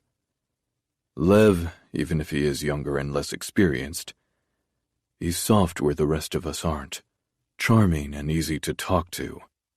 He has patience where I don't, and more importantly, he'll protect her. Satisfied, I nod, letting my gaze drift down her body. She's so fucking gorgeous covered in just my white t-shirt. I have a perfect view of her pale rose nipples through the thin fabric, and I'm not sure if they're hard because she's aroused, or if she's cold. Maybe it's both. Her bare feet dangle from the counter, and her ankles are crossed. She looks so sweet and innocent. The blush that rises to her cheeks proves she's not so innocent, as her gaze lingers on my chest, then moves lower. I watch her lick her lips before her eyes meet mine again. My sexy, knowing smirk makes her roll her eyes. Damn, I love her confidence. Her eyes dart to the far edge of the counter as the small smile on her lips fades. I follow her line of sight and my brows pinch. I'm not sure if it's my laptop or something else that's caught her attention, but I'd be willing to bet she would do anything now to tell the people in her hometown that she's all right. Which can never happen. Never. There are laws in place and her silence is required. I flip her grilled cheese before striding across the room and bringing the laptop to her. I don't care if she uses it, and I want her to know I trust her, that she has access to everything she desires. Go ahead and order those jeans. I smirk at her shocked expression, and then give her a stern look so she knows I'm serious. No social media, though. Focusing again on the sandwich, I turn my back to her, but she nods before she leaves my view. Her buttered bread is perfectly golden and crispy, with the melted cheese dripping down the sides. I smile inwardly. It's just the way she likes it. I'll never admit to her that I practiced making them as soon as I noticed her obsession. The first week I burned all the ones I tried making. After that I had to actually study her while she cooked, and realized she kept adding butter. No wonder her ass has that tempting curve to it. My dick hardens at the thought of pounding into her against the wall. I stifle my groan. I don't have my card. Her sweet voice brings me back to reality. Nervousness echoes in her worried statement. The ceramic plate clinks on the counter, and I slip the grilled cheese onto it before taking it to her. Her hazel eyes light up, and the most beautiful smile I've ever seen plays at her lips, exposing her perfect white teeth as she immediately picks up her comfort food, not hesitating for a moment. Sometimes she adds salt, so I grab it from the cabinet and set it next to the empty plate. The sandwich occupies both of her hands. I love grilled cheese. She practically moans the words through a mouthful of sandwich before she realizes she's talking with her mouth full. She blushes and puts a hand up to her mouth. Sorry, she chokes out once she swallows. Fucking adorable. Shaking my head, I admit, I don't mind. I glance at the screen and see she's picked out her jeans. They're only $50 and I'm honestly shocked. I thought women's clothing was more expensive than men's. Those are what you want? She hesitantly nods her head. I know Lizzie wants a pair too. Although it's a statement, her meek voice makes it a question. Go ahead and order them. Choose the first card that comes up, or any of them. Get as many pairs as you'd like. I turn back to the stove and take a look at my own grilled cheese.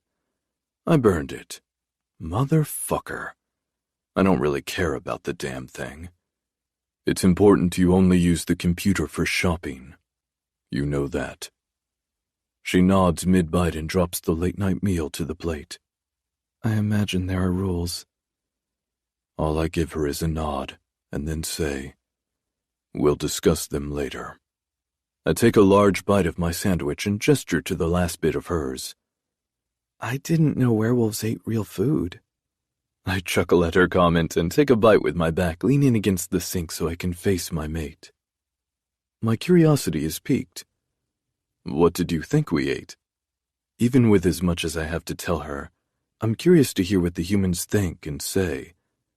I've heard things, but the truth is always hidden and less obvious. She shrugs non-committally. No clue. I figured since vampires drink blood and witches eat organs and nasty shit that you would eat. She trails off and scrunches up her nose before concluding, I don't know, raw meat or something? From the corner of my eye, I watch Lev pause at the doorway when he catches sight of Grace perched on the counter. I nod at him, acknowledging his presence and giving him permission to enter. He walks into the kitchen and yawns audibly, obviously in an attempt to make her aware of his presence before he says, You two are up early? He eyes Grace on his way to the fridge, no doubt wondering what kind of a mood she's in, and probably wondering if she's struck me again. Good morning, Grace.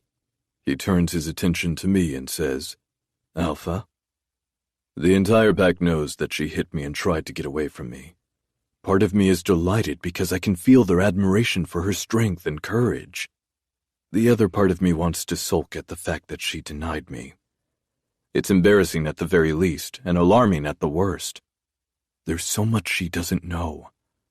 But the wolf of a denied mate can't lead a pack. She doesn't realize how much control she has, and how much is at stake. So striking me, it's a precedent that can't be set. Lev got to see it firsthand, and I still feel ashamed for making her want to run from me. His presence reminds me that I need to talk to her about why she bolted the moment I left her, and more importantly, how it can't happen again, no matter the circumstance. You consider this early to be morning? She asks Lev like he can't be serious, My lips kick up into a smirk at her response. She's confident and relaxed. She fits right in as the alpha mate. It was shocking when I found out my mate was human. When I felt her, when I was drawn to her, having to leave without her at last year's offering was excruciating. The pain is inhumane. We're the strongest pack on this side of the country. I thought having a human mate would make me weak, and waiting for her certainly held its challenges. But I can already feel the power she's giving me through our bond. I'm honored to be her mate, even if she's younger and has so much to learn. I hope one day she'll feel the same way. Lev smiles at her response after taking a swig from the jug of orange juice. Well, it's the morning shift. He wipes his mouth with the back of his hand. Lev is... Lev. A fucking animal. I've got to go do my laps and get shit in order before Jude checks out. Grace tilts her head in confusion, her brunette hair slipping from her shoulder and falling behind her. The curve of her neck is tempting. We have to do rounds to ensure the estate is secure, he explains to Grace, and her expression falls just slightly, a flicker of uncertainty present. As she swallows, her fingers grip the edge of the counter slightly. You think someone would try to come for us? She questions, and Lev keeps his laugh to himself, although I hear it. She doesn't need to know yet, I warn Lev, and although he doesn't respond to me, he tells her, no, it's just a good habit for a wolf to be in. We share a glance, and Grace's shoulders lose some of their tension. She offers him a tight smile. Already lying to her? I'll tell her soon, I answer Lev, but then doubt myself and my decision. Never in the years since we formed a pack have I doubted so much. She brings questions and unease, but it feels right and just. My pack's on high alert now that the old alpha has threatened to return. I should have killed him rather than show mercy. I shake my head and silently tell Lev to shut the fuck up. She doesn't need to know about all that shit. Not after the day she's had. Grace yawns, although it's obvious she tried to hold it back, and then says, well, I call this bedtime. Her shirt rises up as she stretches her arms above her head. The hem tickles her upper thighs, and with the small movement and realization she's only in a top, her eyes widen with a hint of embarrassment. She grabs the fabric and pulls it down as a rosy blush of embarrassment brightens her cheeks. I let a chuckle rumble through my chest. We're shifters, so we don't give a fuck about nudity. I want her to feel comfortable, though. Lev smirks at her response, so I have to silently scold the little shit. Have some respect for her modesty, Lev. Sorry, Dev. I hear his humorous remark in my head. He turns on his heels, leaving the juice on the counter, and heads toward the hall while calling out, Good night, Grace. See you two later. Grace calls out in a strained voice, See you, Lev, while pushing her knees and thighs together and staring at the floor. She whispers, I'm sorry. I forgot I was only wearing a t-shirt. Her eyes peek up at me, searching for something, and I reach out to cup her chin and run my thumb along her bottom lip. It's all right, sweetheart. You don't have to worry about that. Lev doesn't mind. My words don't have the effect I thought they would. She pulls away from my grasp and I let my hand fall to my side. She noticeably swallows. I want to go to bed. She speaks quietly to the floor. I can tell she's trying hard not to say something, and I have no fucking clue why. What's wrong? She shakes her head, still not making eye contact, and I'm not going to stand for that. That's not what this is between us. I should be able to hear everything. Frustration is so unexpected. I take her chin in my hand again and force her to look at me. Her skin is hot against mine, sparking from the small contact. My gaze bores into her hazel eyes, willing her to answer. She squares her shoulders before shrugging. I'm fine, really. It's just been a long day. I stare at her lying ass for a few seconds before releasing my hold on her. It only takes a second of debating whether or not I should drop this. She's keeping shit from me, but I'm guilty of doing the same to her. Her hands cover her face for a moment before she lifts her hair off her shoulders, breathes in deep, and exhales slow and steady. She twists the hair at the nape of her neck and pulls her brunette locks over her shoulder. My eyes focus on the side of her exposed neck. It's a welcome distraction. There are a few tiny scrapes on her delicate skin from my fangs, and it makes my dick hard remembering how I fucked her earlier. The marks call to me to bite her. Hard. To claim her by sinking my fangs deep into her tender, pale flesh. I lean down and run my tongue over the most prominent mark, torturing my wolf. She leans into me and hums in approval. I grin into her neck.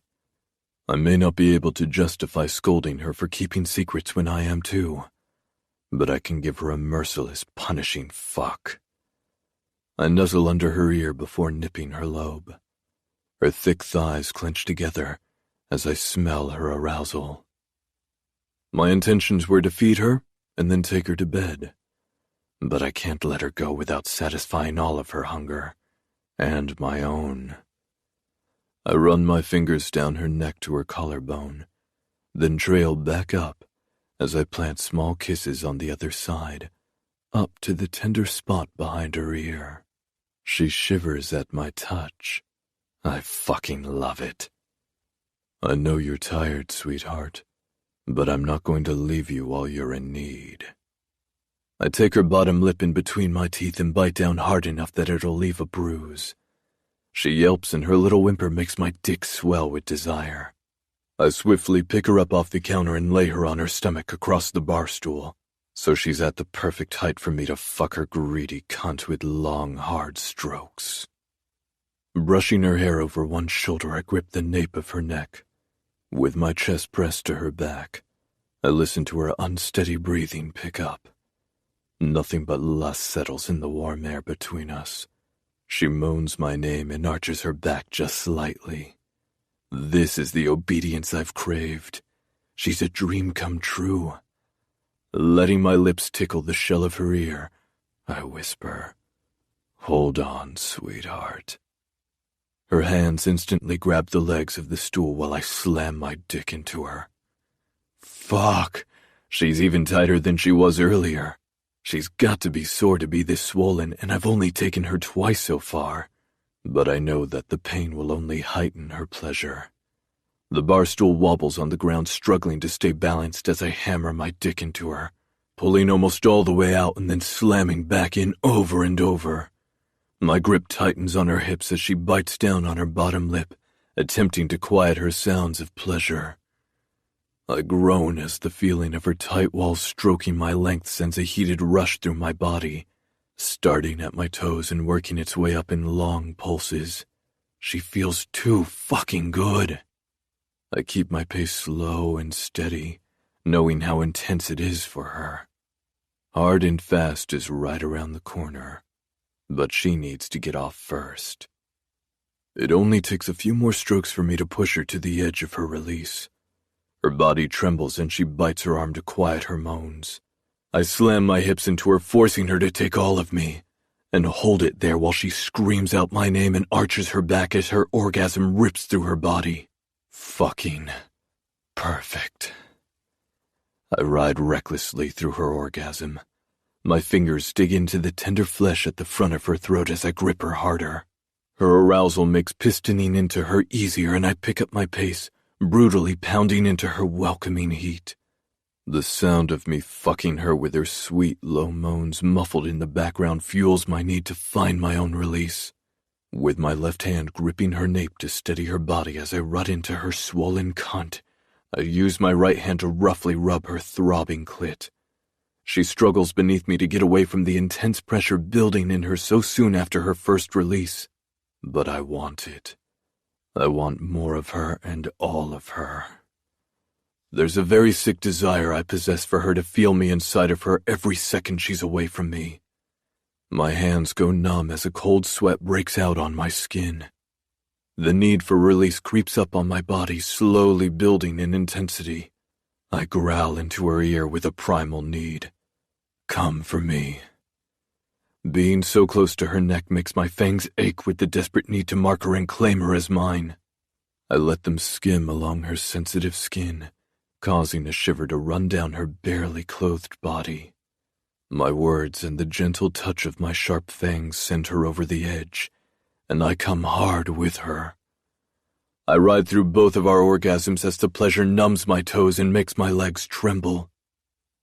It's only once she's sated, panting and limp beneath me, that I can breathe again. I lay my chest over her back to plant small kisses over the marks on her neck, as my breathing slows with my dick still hard inside her. My arms wrap around her small, limp body, and I effortlessly pick her up. I slip out of her as I sit on the bar stool and nestle her into my chest, then tenderly kiss her forehead. I take my time soothing her, wanting to stay in this moment as the time ticks by. She sighs, happily satisfied, and snuggles against me as she slowly drifts into sleep. I debate on waking her up and fucking her until I've had my fill, but it's late, and the sight of her relaxed body in my arms is enough to temper my appetite. For now. Chapter 16. Caleb. Liz continues to furiously struggle beneath my huge form, trying to get away from us. I'm doing my best not to bruise her little body, but she's putting up one hell of a fight. I'm ashamed at how much I crave this. I don't enjoy her fear, but the need to punish and condition her? I'm a sick, sadistic fuck for how much I desire just that. To say I'm projecting on Dom is an understatement. I want to punish our little mate. I want to slam into her tight little ass and rut into her while she screams out in an overwhelming mix of agony and desire. I'll make it feel good for her, of course, but there'll be pain. I know she's scared, but that doesn't change my need to prove to her that she belongs to me, that I'm worthy of her and being her mate, and that I can help her. I'm hard just thinking about it. Like I said, I'm a sick fuck. I only hope my little mate has a beast in her that wants to come out and play just as much as mine does. Dom's plan of action only fuels my desires. Tying her up is our next move. She's going to fight us every step of the way, and I desperately want her to challenge me. Knowing she's not human puts me on edge, but in a way that gives me relief. If she were human, I'd have to go easy on her and be careful. I can't hurt my mate, physically or emotionally. I don't want to either. But fucking her within an inch of her life, I'm dying to do that. Knowing she's got shifter blood in her means she could take more punishment than a human can. I know it's going to be hard to control how rough I am with her. I'll try, but I'm dying with need. Need to let out my inner demon and thrust into her with unforgiving, deep strokes. Need to have her writhing beneath me, trying to get away from the pain, yet at the same time, needing more of it. It's a cruel, twisted need, but it's a need nonetheless. And she needs to know she's mine, she's safe, and she is wanted more than she could possibly imagine. I've always had these desires. Slow, sweet, and passionate has never interested me. I need it hard and savage. I've never given my perversions free rein. I've never spoken them out loud or let anyone sense these urges. Seeing my mate refuse me, that makes me want to let loose on her, let my beast out to ruthlessly claim her for himself. Maybe that's why fate gifted me a mate I'm destined to share with Dom. He's frightening to look at, but he has control where I am lacking. I am a slave to my beast. I should tell Dom what I want to do to her, but he's so wrapped up in having her forgive him for shit he didn't even do that he hasn't noticed my lust for her body. I have the look of her tear-stained face memorized. I love the way fear and anger look on her because it's evidence of how much she needs me. I want her to scream and cry, letting her tears run freely down her gorgeous face while I punish every inch of her body for denying us, for thinking for 1 second that she doesn't belong to us. More than that, I desperately need her to fight me. I want to feel her sharp nails dig into my back as I draw out every orgasm I possibly can from her body. The only regret I have is that she won't be able to leave scars. That's a damn shame. I want her marks all over me, and mine all over her. Liz's nails scrape across my neck while I tie one of her wrists to the headboard, and I have to stifle a groan. I can feel her squirming beneath me to get out of Dom's grasp. For being so small, she's got a hell of a lot of fight in her. It makes me hopeful. Whatever she went through didn't kill her spirit. All of a sudden, her fist swings out of nowhere and lands square on my jaw. Fuck! I wrap my hand around her throat, knowing her natural reaction will have her hand flying to my fingers to try and pry them off. I lean back and flex my jaw. It actually hurts. A touch of pain makes me smile inwardly. I tighten the rope on one wrist, making sure it's properly secured, while my other hand presses against her small, fragile neck. It's enough pressure to feel the blood pumping through her veins, but I'm not pushing hard enough to actually cut off her breathing. I just want her other hand busy while I make sure I have her where I want her. Baby girl, that hurt. I admonish her while grabbing her other wrist in my left hand and the rope in my right. Her eyes widen as she realizes her struggling is useless now. The shadow of Dom standing up behind me catches my attention. He must have secured her legs. She screams out unintelligibly, but within seconds, Dom shoves something in her mouth. I glance at her to see what it is. She's shaking her head and trying to spit out a shirt that now acts as a gag. I tug on the rope and fasten it tighter to the bed to restrict her movements as much as possible. I finally breathe out and climb off the mattress to have a look at our gorgeous mate all tied up. No longer able to fight us, no longer able to hurt herself. Her dress is bunched up around her waist, revealing a cream thong that's begging to be torn from her. It takes every bit of self-control I have not to shove my face in between her legs and leave a languid lick. Her breasts are covered by a simple white strapless bra, and I want to rip it to shreds. It's not sexy enough to grace her skin. Our mate is anything but simple. She should be covered in skimpy but expensive lace. My dick hardens at the thought. Or leather. Fuck. She would look so hot with a thin leather strip draped over her breasts, just wide enough to cover her nipples. To tease me. I resist the urge to palm my dick. Now is not the time. Not when she's still as scared as she is. Her long platinum blonde hair is spread out under her in a messy halo, making her look wild and recently fucked. Damn shame the last part isn't as true as the first. Wild perfectly describes our mate. That's when I notice the small bruises around her wrist, hips, thighs, and ankles. I stare at them, waiting for the purplish blue to slowly fade. They aren't bad, but she's pulling against the rope, and it's going to rub her skin raw or give her welts, or both. She needs to knock that shit off and let them heal as wolves do. Stop struggling. I give her the command with ease, but worry filters in as the bruises appear to darken. You're going to hurt yourself, baby. She yells something incoherent through the shirt stuffed in her mouth, and I have to suppress a grin. The happiness sneaking up on me at seeing our mate spread out for us vanishes when I look back at her bruises. They look even darker. What the fuck? I hear Dom thinking the same. She should be healing by now. Concern for our mate rapidly kills any desire I had. We hurt her. I shake my head in disgust.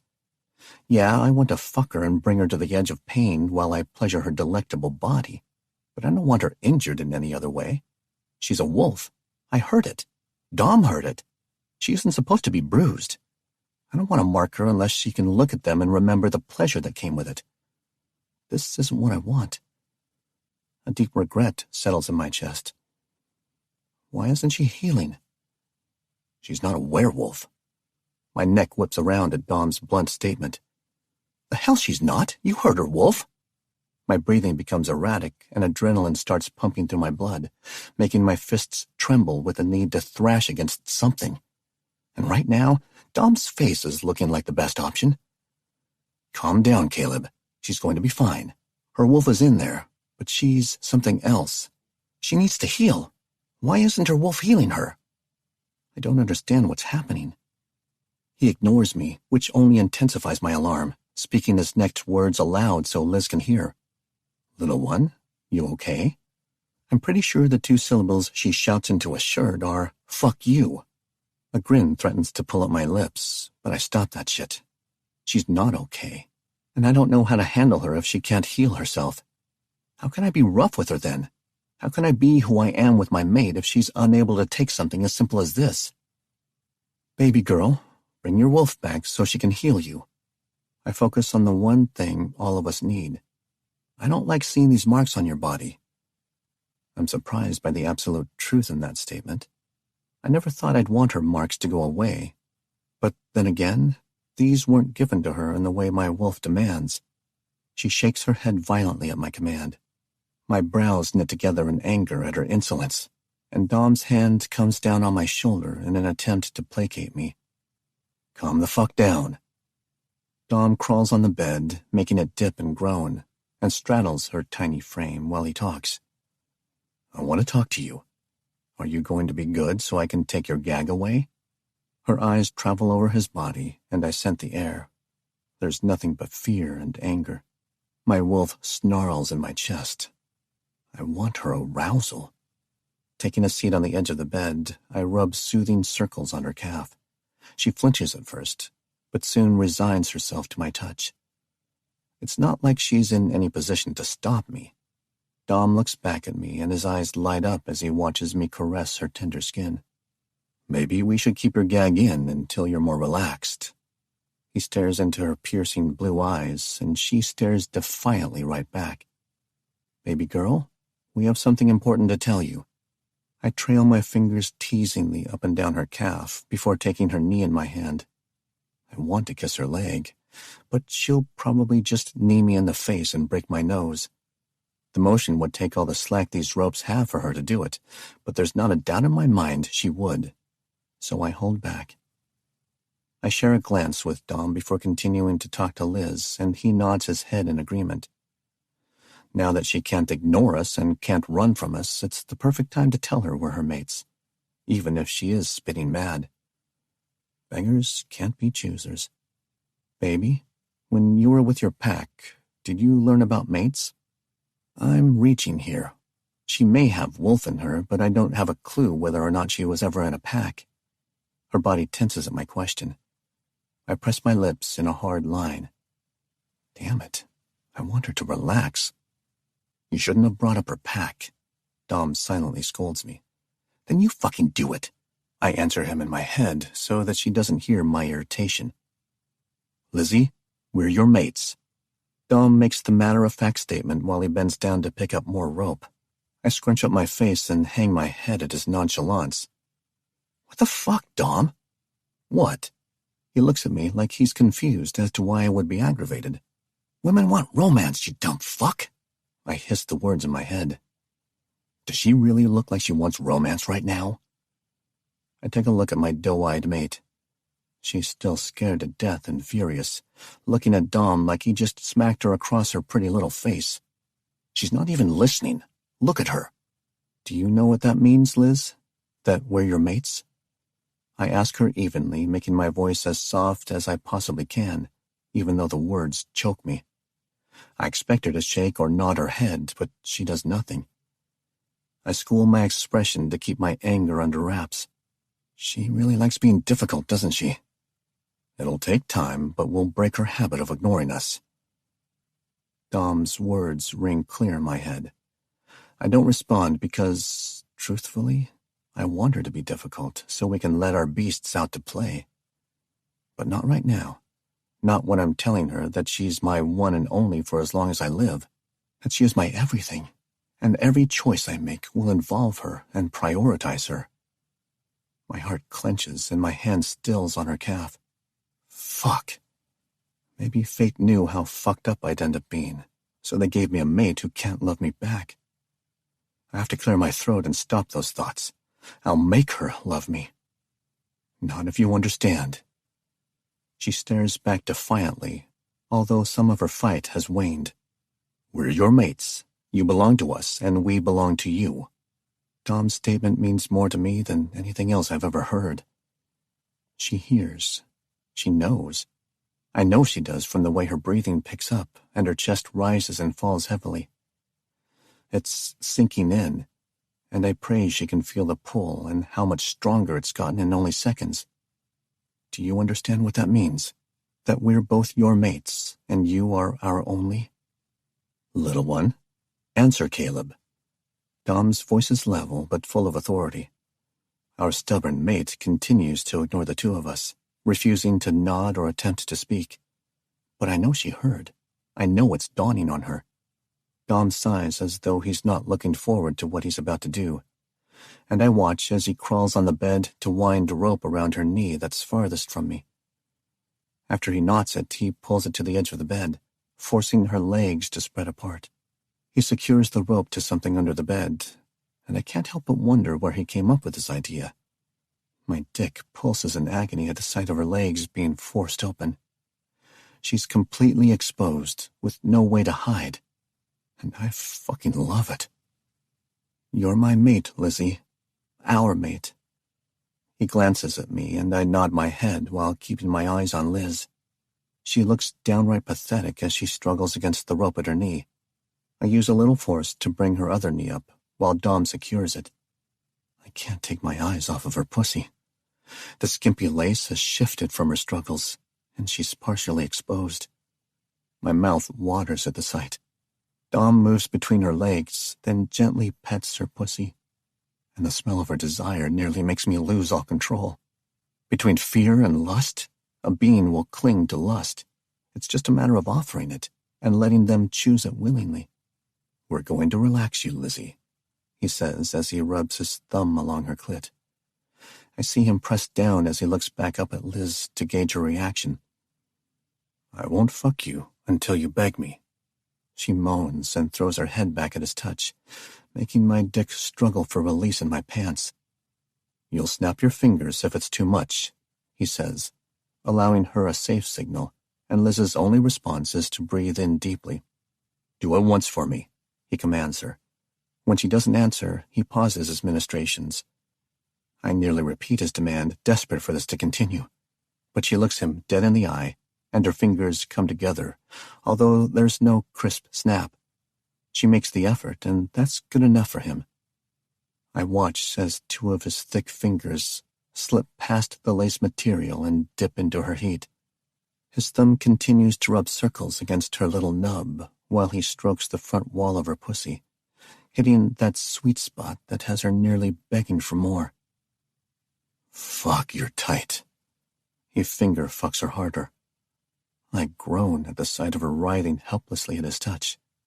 I lean down and kiss the inside of her knee as a reward for her. I grin as I realize even if she wanted to bash my nose in with her knee, she couldn't. She can barely move any part of her body. Liz moans and rocks her pussy against Dom's hand as she gets closer and closer to her release. She's pulling at her ropes, but this time it's not to escape. Caleb asked you a question, little one. He stops all of his movements and looks expectantly at her. Her eyes pop open, revealing dilated pupils, and she hisses something at him through the shirt. Do you know what it means to be our mate? He asks her calmly. She nods vigorously. Good girl. He starts hammering his fingers into her cunt, adding a third, and leans down to suck her clit into his mouth. Her moans of pleasure fuel my need to be inside her, and I struggle to keep my eyes from closing in ecstasy. I don't want to miss seeing any second of Dom coaxing her orgasm out of her. All I can smell is her arousal, and it's suffocating me. I give in to my need to find my release and stand up, unzipping my pants while watching my gorgeous mate writhe with pleasure. I want to fuck you, baby. Tell me I can fuck you. Although it's meant to be a command, I'm practically begging as I pant out the words. Even as she's approaching her climax, she shakes her head, refusing my need for her welcoming heat. I groan out in agony as I climb on the bed. That's all right, baby. I understand. I stroke myself over her and breathe heavily as my spine tingles and my toes go numb. The gag is muffling her sounds too much, and I need to hear her just a little more clearly as I race for my own release. I rip the shirt out of her mouth and she screams out in ecstasy, thrashing her head as she comes all over Dom's fingers. Just the sight of her screaming in pleasure pushes me over the edge. As my breathing calms down, I hear Dom's pick up. "Eat her pussy, Caleb." I only pause for a second at the command. Then I see the desperate look of lust in his eyes, and I don't hesitate to scoot down her body. I got mine. Now he needs to get his. Chapter 17. Lizzie. I'm just barely coming down from the most intense orgasm I've ever had when I feel Caleb's hot tongue licking up my arousal that's leaking down my thighs. His tongue dives into my heat, causing me to arch my back with what little freedom I have to move. Yes. I buck my hips, pushing myself into his face, needing more. He ravishes me like a starving man. I'm vaguely aware of Dom kneeling over my stomach. I'm able to glance down and my eyes widen as I watch him pleasure himself. His large hand is barely able to wrap around it. He's far too large. I start to shake my head, but before I can think too much, Caleb bites my clit. Hard. I cry out in a mix of intense pain and pleasure. "You want more, baby girl?" I don't waste a single second to nod. Yes, I want more. He sucks my clit while his fingers thrust deeper and deeper inside me, stroking my front wall each time, hitting that rough spot that has me begging for his touch. I'm so damn sensitive to every small movement he makes. My body is pulling to get away, but at the same time pushing to get closer. "Fuck, Dom, she's still got her cherry for us." Dom leans back and I watch him stroke himself to climax at the realization that I'm still a virgin. He spurts his release all over my chest while he groans a rough, low moan. It's the sexiest fucking thing I've ever seen. I can't look into his eyes, though. I can't bring myself to do it. Mates. They are my mates. It's cruel, really. Fate is cruel. I watch as Caleb licks my arousal from his lips while staring at me with the forceful hunger of a brute. I can't deny I'm attracted to them. My body absolutely is, and my mind is soothed hearing the word mate. Still, if I weren't tied down, I would run. I can't help it. "Are you more relaxed now?" Dom asks, and I nod once, letting my eyes close. Betrayal seeps into my veins. So much of it, for so many reasons. I don't know which one of them is sexier. The rough savage who's kneading my breasts and plucking my nipples crudely between his knuckles, or the skilled huntsman who's flicking his tongue along my throbbing, hot clit. I writhe and moan as they attack my body in unison. "Come on Caleb's tongue like a good girl." Dom's dirty words bring me to the edge of another release. "Come for your mates." My mates. My pussy clenches and another orgasm tears through my body.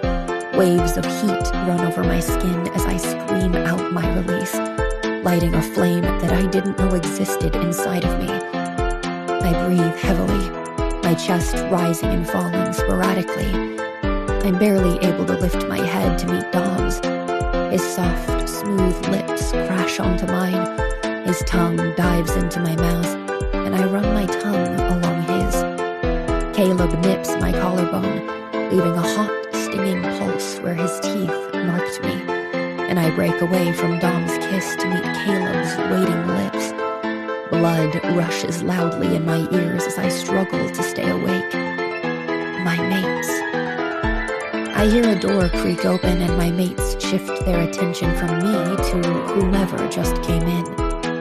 I can't look at them. Whoever it is, I can barely deal with myself, let alone my mates. Part 5. The Claiming. Chapter 18. Grace. I pound my white-knuckled fists against Devin's solid, chiseled chest. A low growl tears through his throat, but I don't care. A small part of me knows this is stupid because I'm pissing off a beast who could easily crush me. Another, much larger part of me knows it's stupid because I'm only going to hurt myself. His body isn't reacting at all, even though I put every ounce of strength into each blow. He swore to me. He promised. And what I just saw is horrific. How fucking dare they? I would scream, but his hand is over my mouth. His arm wrapped around me, trapping me, preventing me from going to her. They tied her up. They took from her. I swear to God, I'll kill them. I ignore the voices screaming in my head for me to stop. My breathing hitches as I recall the sight of those two monsters hovering over her small body. My body is weak and my efforts useless. Tears stream down my hot red face in wretched anger as I put every bit of energy I can muster behind what little resistance I can manage. My breathing is shallow and desperate. I'm vaguely registering his command for me to stop, but I don't pay his words any attention. He saw and did nothing. I hear him yell louder, but again, I ignore his demand. My only need is to get back to Lizzie. I swear I try. I do everything I can, including scratching and biting, the last resorts I have. Nothing seems to affect him. I attempt to push past his massive frame to get to her. I scream out her name, but Devin's large hand covers my mouth again, silencing my call for her. A growl of my own rumbles in my chest as I open my mouth in an attempt to bite him. He sees my attack coming and forces my head back, causing me to stumble, banging my shoulders and back against the wall. One hand pins my wrists above my head, and the other has a firm grasp on my chin and mouth, effectively silencing me. This isn't the first time I've let you hit me, sweetheart. Devin's sneered words at the shell of my ear are dripping with menace. His warm breath on my neck sends wanton heat rushing through me. Tears well in my eyes. I hate my treacherous body. I hate him. I hate all of this. But it's the last time I'll let you get away with it. Fuck you! I scream at him, unbothered by his tone. My body shakes with tremors from fear, but I don't care anymore. I can't even say out loud what I thought I felt for him. How could I be so stupid? My body pleads with me for his touch, to rub against him and beg for forgiveness. I won't do it. I won't lower myself to this pathetic heat. I'd rather die than let them hurt her. His hard erection digs into my stomach as he presses his body against mine. A whimper is forced from my lips, and I wish I could take it back. I don't want him to affect me. I don't want to give him the pleasure of knowing he can affect me. A sob heaves up my throat. Lizzie. My body goes limp in his hold. I failed her. Another sob racks through me. There's nothing I can do to help her. How could they hurt her? How could they do that to her? They're her mates. They won't hurt her. His authoritative declaration echoes in my ears. I'm overwhelmed with self-loathing and hatred that I failed to register his words. I let the tears fall freely and stare at the rug lining the wood floors of the hall. Look at me. His demand shoots through my body with an inhuman force. Immediately my eyes find his. Sadness grips me harder than he does. If he fails to see that, it's his own demise. His silver eyes penetrate mine with a power that makes me want to bow to him, but I won't fucking do it. I stare back with hatred and defiance. He breathes in deep as he relaxes his hold on my chin. I don't take my eyes off of his, and somehow the piercing silver of his gaze softens. It's subtle.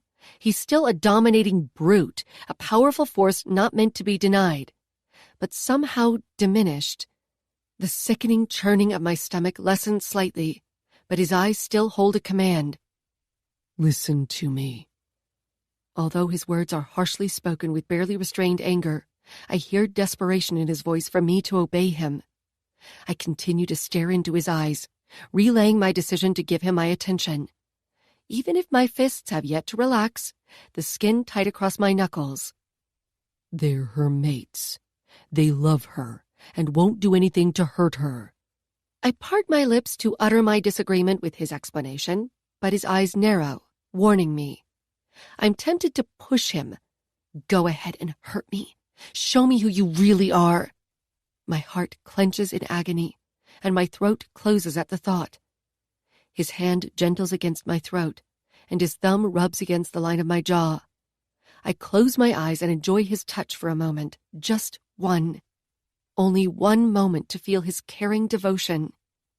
Come watch, but you will keep your mouth shut. He growls his command in my ear, and it cracks the bit of peace I'd hidden behind in that small moment. My anger comes back with a heaving breath. As I part my lips to berate him, Devin jams his thumb into my rebellious mouth, scraping his skin along my teeth, once again silencing me. The force of his hand shoves my head against the wall. A snarl forces its way past my lips, and I sink my teeth deeper into his flesh, while my eyes narrow in a threat. Go ahead and bite me. His eyes meet mine. I won't interfere with the way they handle their mate. For the first time since she's been here, she's relaxed and content. His words settle in me as I let them burrow into my head. Mates. They are devoted to her. Caleb and Dom will be by her side however she needs. And if this is how it had to happen, then it's how it happened, and you will not harm them. My pulse flickers. Harm them? But more than that, mates? Mates. The word resonates deeply. It's hard to weigh the truth in his statement. The moment I saw her tied to the bed with Caleb and Dom surrounding her, Devin snatched me away, leaving only a blip of an image rattling in my memory.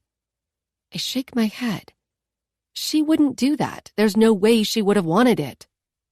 If she'd seen us earlier, do you think she would have realized what was going on between the two of us? He asks, as though he read my mind.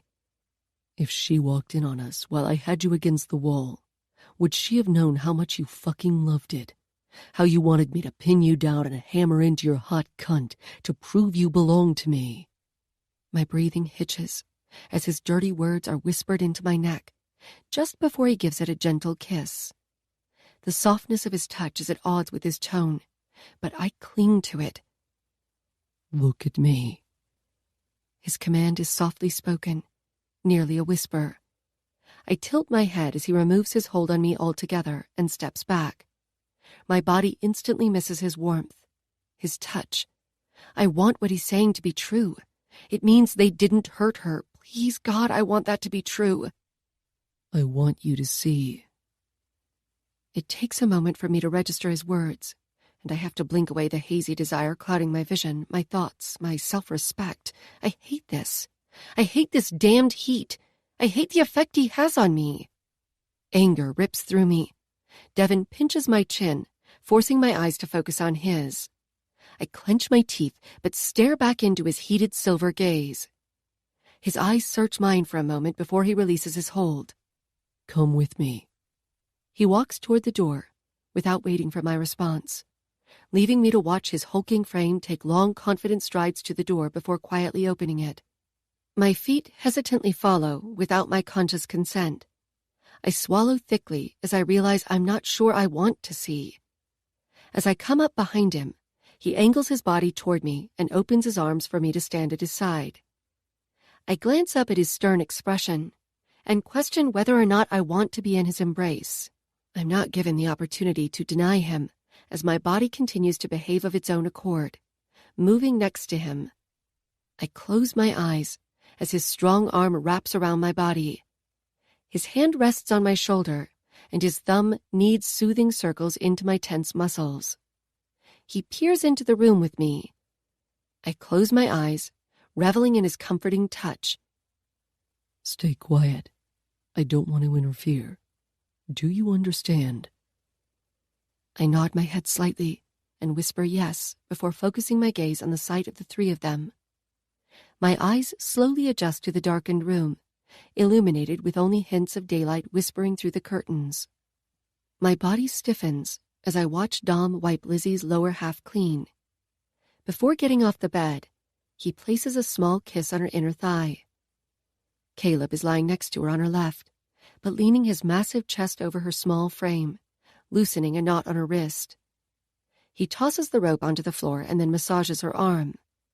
She turns so her chest is beside his, and he responds by pulling her small body against him. My breathing slows and I relax slightly into Devin's hold. Thump, thump. My heart pleads for this to unfold in a way that will make it all okay. Dom walks to the other side, releasing her other wrist before climbing onto the bed to lay behind her, his chest to her back. He gently kisses her shoulder and runs his hand over a bruise on her hip. My lungs halt as I see the marks on her body. Her ankles are red and look raw. I shake my head and try to back away, but Devin holds me steady. Just listen. Please bring your wolf out. You're hurt. Dom's whispered plea is almost too soft to hear. Wolf? My brow furrows in confusion. Before I can whisper that she's not a wolf, she speaks. I can't. I hear Lizzie for the first time, and naturally I try to step forward to call out her name, but Devin's strong grip keeps me by his side. My instinct is to push him away so I can go to her, but he holds me in place. Could you try? Dom's words sound wounded and desperate. A small sob escapes her as she shakes her head into Caleb's chest. It's okay, baby girl. We'll take care of you. Just relax. You're safe now. Caleb places his head on top of hers, while Dom nuzzles into her neck before kissing her sweetly. Hold me. I can barely hear her. We're here, baby girl. I watch as Caleb strokes her cheek with care before wrapping his arms around her. Sleep, little one. Dom covers their bodies with a cream-colored damask comforter before getting back into position, molding his muscular body against hers. I can't stop staring at the three of them. Even as Devin closes the door, I continue to stare straight ahead, unable to blink away the sight of their loving touch. She's their mate. I told you they wouldn't hurt her. He turns me to face him and stares into my hazel eyes. They may have to push her. She's in a lot of pain, but they aren't going to hurt her. I promise you. As Devin leads me away from their room, I steady my breathing and try to come to terms with his words. So many thoughts and emotions threaten to overwhelm me. Relief and confusion are the two winning out. She's a werewolf? I don't even realize that I've spoken until Devin stops at a massive door at the far end of the long hall and forces my body to turn to face his. She's the same woman you grew up with. She's your best friend. Don't think too much on what you heard. You'll have a chance to talk to her tomorrow. I nod my head in agreement and blink my sore eyes. And they love her, like really love her? Devin gives me the most handsome, genuine smile. They do. She's their mate. His eyes are soft, and his smile lingers on his lips. I can practically feel his happiness, and it warms my heart. They would die for her. His hand spears into my hair, and I lean into his touch. And Grace. I open my eyes and find his soft, yet heated silver gaze on me. You're my mate. Hearing those words on his lips awakens something deep inside of me, numbing every pain and settling every doubt I've clung to, lighting them to fuel a fire of need. His lips find mine as he walks me backward into his room and kicks the door closed without breaking our contact. His hands fondle my ass before lifting me up into his chest. I wrap my legs tight around his hips and moan into his mouth as he deepens the kiss. Mate. He growls the word before nipping my bottom lip, fanning that fire in my core and sending desire pulsing through every inch of me. Chapter 19. Grace. I can't wait to claim you with my mark, he says as his pointer finger lightly skims along the tender skin of my neck. Here. Your mark? My half-lidded eyes close, loving his touch. An asymmetric grin pulls at his lips, exposing one of his sharp fangs. My bite. It'll scar you, and you'll forever be marked as my mate. There's a mixed concoction of both desire and fear at the thought of his fangs piercing my flesh. I subconsciously arch my neck, offering myself to him, wanting it more than anything else. His low, rough chuckle rumbles through his chest. Not now, my love. Love. My hopeful eyes find his and he gives me a soft smile. I love you, Grace. I've loved you for longer than you've known I existed. His admission makes my heart beat erratically, banging wildly against my chest. His strong hold makes me feel safe and secure. It's a feeling I'm not used to, but it feels like home. I love your alpha spirit. He gently tucks a strand of my hair behind my ear before setting me down. You have no idea how proud I am to have you as my mate. He takes both of my small wrists in his large hands. Seeing the difference in size makes me feel fragile and easily breakable. He kisses the underside of my right wrist and says, I love your strength and courage. He moves my hand so that my palm rests against the stubble of his strong jaw as he closes his eyes and rubs into my soft, warm touch. When it's just the two of us, I don't want you to hold anything back from me. I nod my head and say, I won't. My immediate agreement makes him smile, and he closes his eyes, then leans down to nuzzle his nose along mine. I have no doubt of that, he comments. He breathes in deep before straightening his shoulders and looking down on me with those piercing silver eyes. It's a different story when we're with the pack, or anywhere that's not private. My eyes instinctively narrow. If you question me, or if you fight me, then others will target me and the pack. My dominance will be challenged. For the most part, you won't have to worry about anything. Just be yourself. But sometimes I'm going to need something from you, sweetheart. His soft, calming tone slowly takes an authoritative edge. What's that? Your complete and immediate obedience. I part my lips to object, but he shakes his head and narrows his eyes. His expression is one of absolute authority. He will not be denied. I struggle with the need to fight him. When we're in public, you will listen to me. I hold his gaze with mine, tasting his words on my tongue and not liking them. His brow arches, pushing me for an answer. I will try to listen. He immediately narrows his gaze at my honest response. No, you will listen to me. He gently wraps his hand around the nape of my neck and rubs his thumb over the front of my throat in an unexpectedly soothing way. There's not an ounce of threat in his touch. There will be times when you're confused, when you don't understand what's going on. His eyes travel from my throat to my eyes. Even if you think you do, you won't. You'll want to question me, but you won't. There's a finality in his statements. Do you understand? Yes. I'll never do anything to break your trust. His voice softens as his hand caresses my sensitive skin. Your safety and happiness are at the forefront of every decision I make. I nod my head in the silence between us, acknowledging his words. Do you believe me? His question catches me off guard. My eyes fall to the floor beneath us before reaching his gaze again. I look deep into his silver eyes. I remember his touch, his words, his looks of devotion. Mate. I'm reminded of the shift deep in my soul when he told me I was his mate. I feel an innate sense of comfort and protection with him. He will be my downfall regardless. My soul is very aware of that. I do. He leans down and I push forward, seeking his mouth, licking and kneading his soft lips with mine. When I pull back, all I can see in his eyes is lust. I want you on your knees, he says as his fingers tease my sensitive skin, slowly playing with the hem of my shirt. Now. His commanding voice forces my legs out from under me, and I land hard on my knees in front of him as my heated core begs for his attention. Complete and immediate obedience. Do you like it? His deep voice is one of control, but he can't hide his desire. Do you like me like this? I try to keep my voice even and leave out my distaste for being wanted to submit, as I turn his question on him.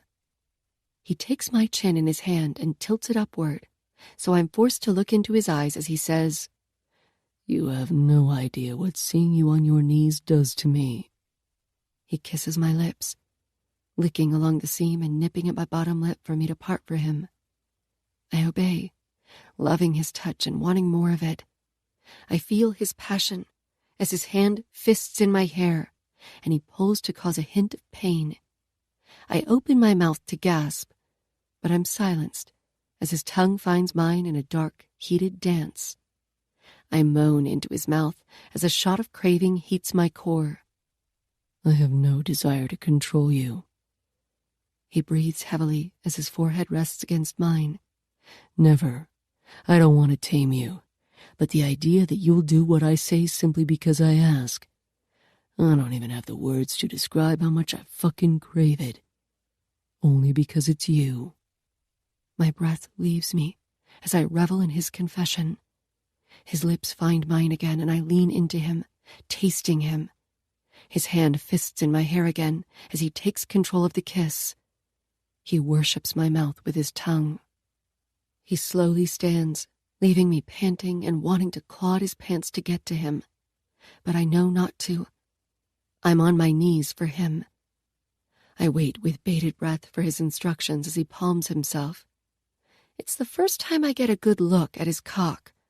It's fucking beautiful. I lick my lips at the sight of the thick veins running along his length.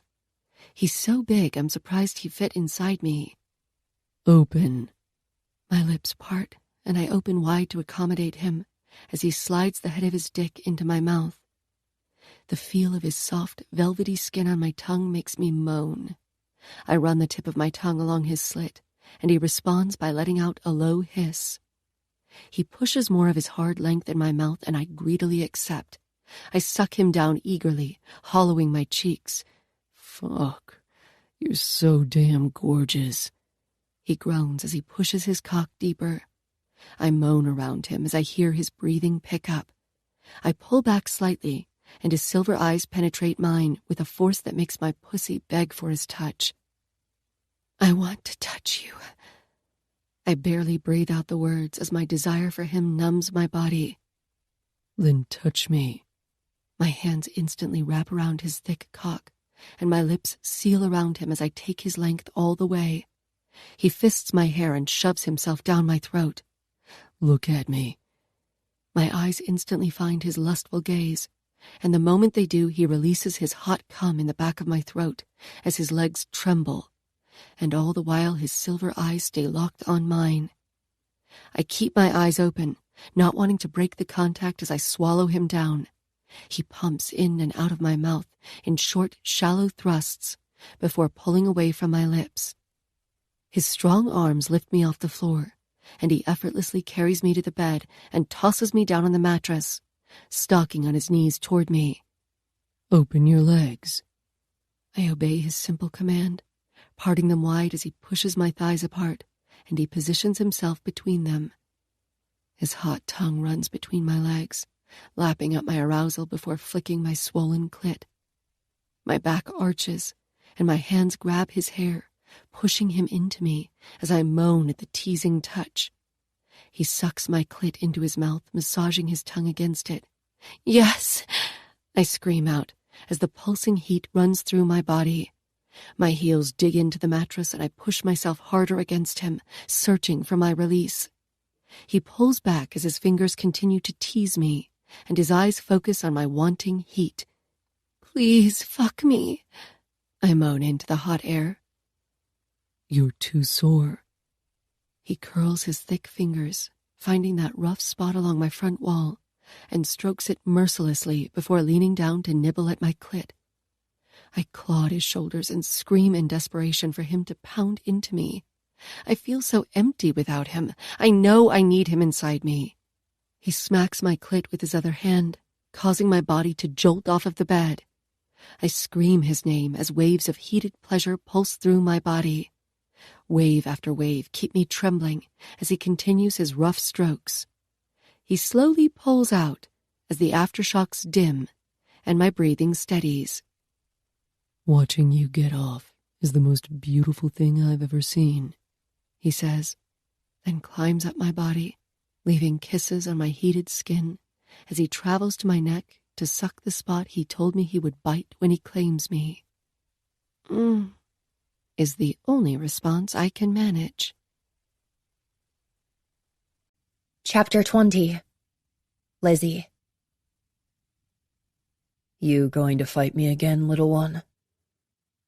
My eyelids slowly open to the sound of Dom's rough baritone voice. My loosely closed fists rub my eyes, but they're so damn hot and sore from crying that I have to press my palms into them for relief. The stinging ache only subsides for a moment before I force my hands away and open my eyes to stare back at the two werewolves in the room. My eyes alternate focus between my two mates. When I see Dom's serious expression, my body instantly recoils. My shoulders hunch and I pull up my legs, wrapping the soft, thick comforter tightly around my body. Shame washes over me, but I can't help my body's reaction. I know he's my mate, but my heart hasn't accepted what my mind has come to terms with. Or maybe it's vice versa. I can't tell.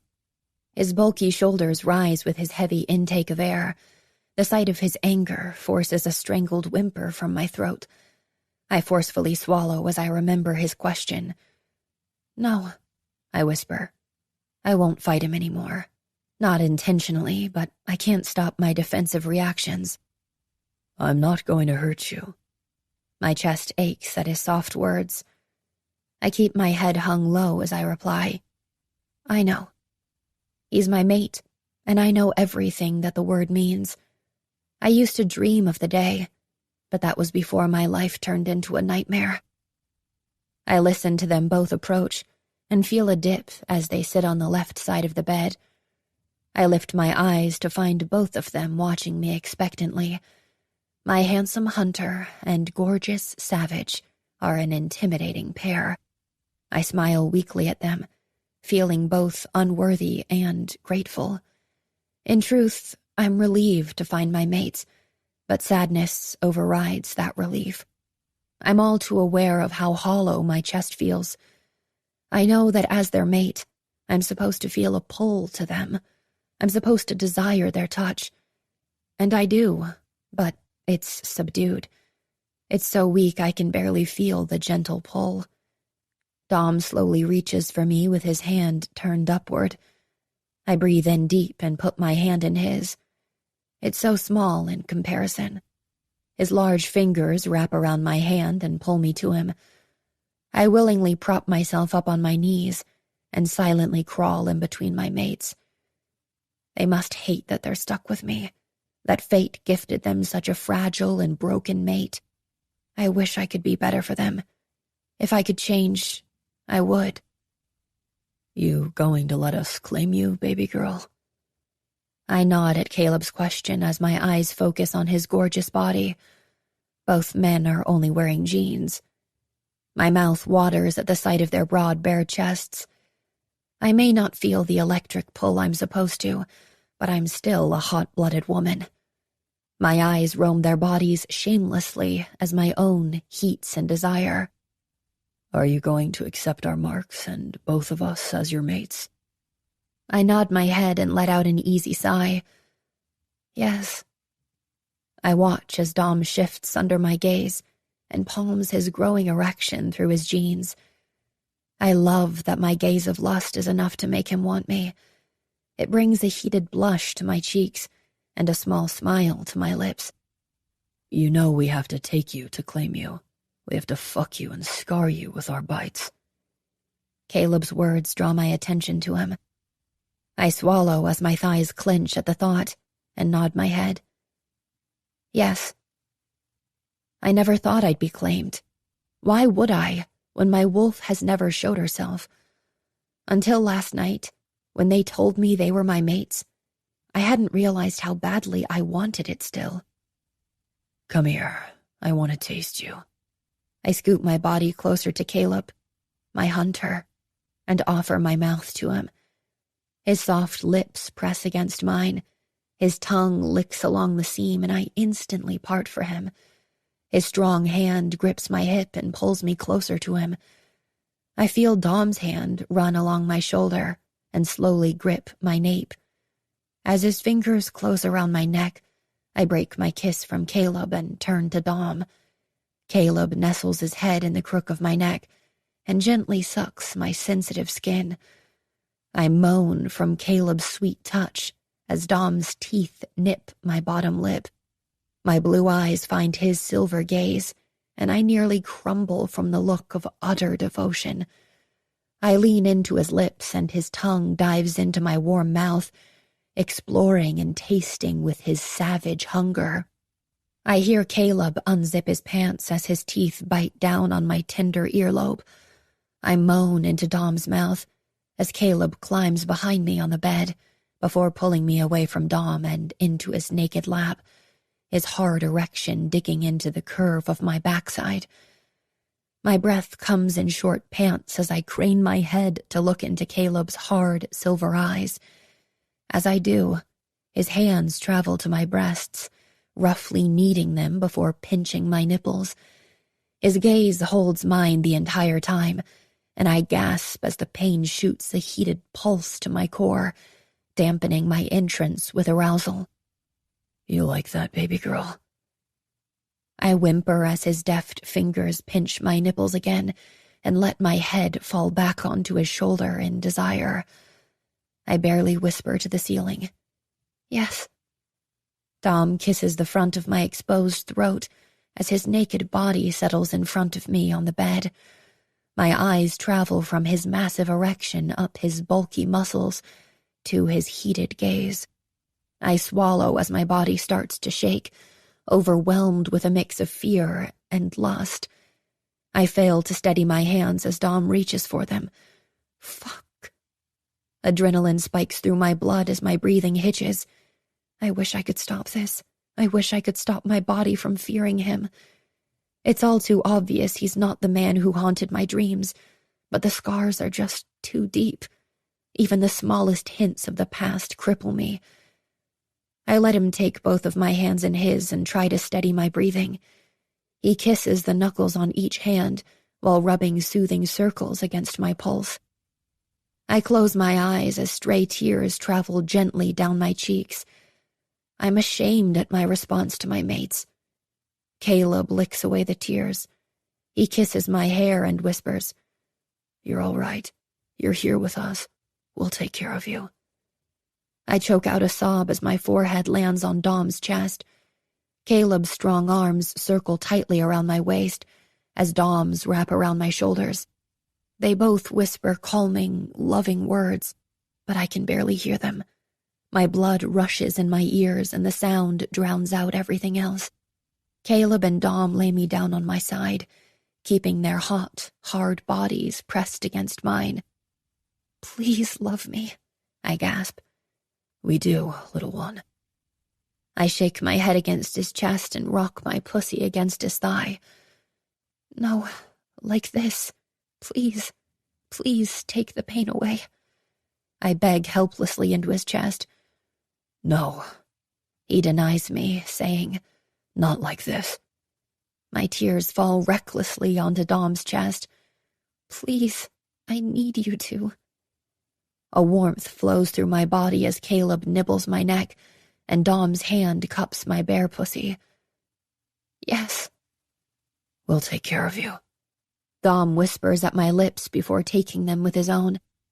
Caleb's fingers travel along the curve of my hips as I rub my sensitive, hardened nipples into Dom's chest and push my ass into Caleb's hips.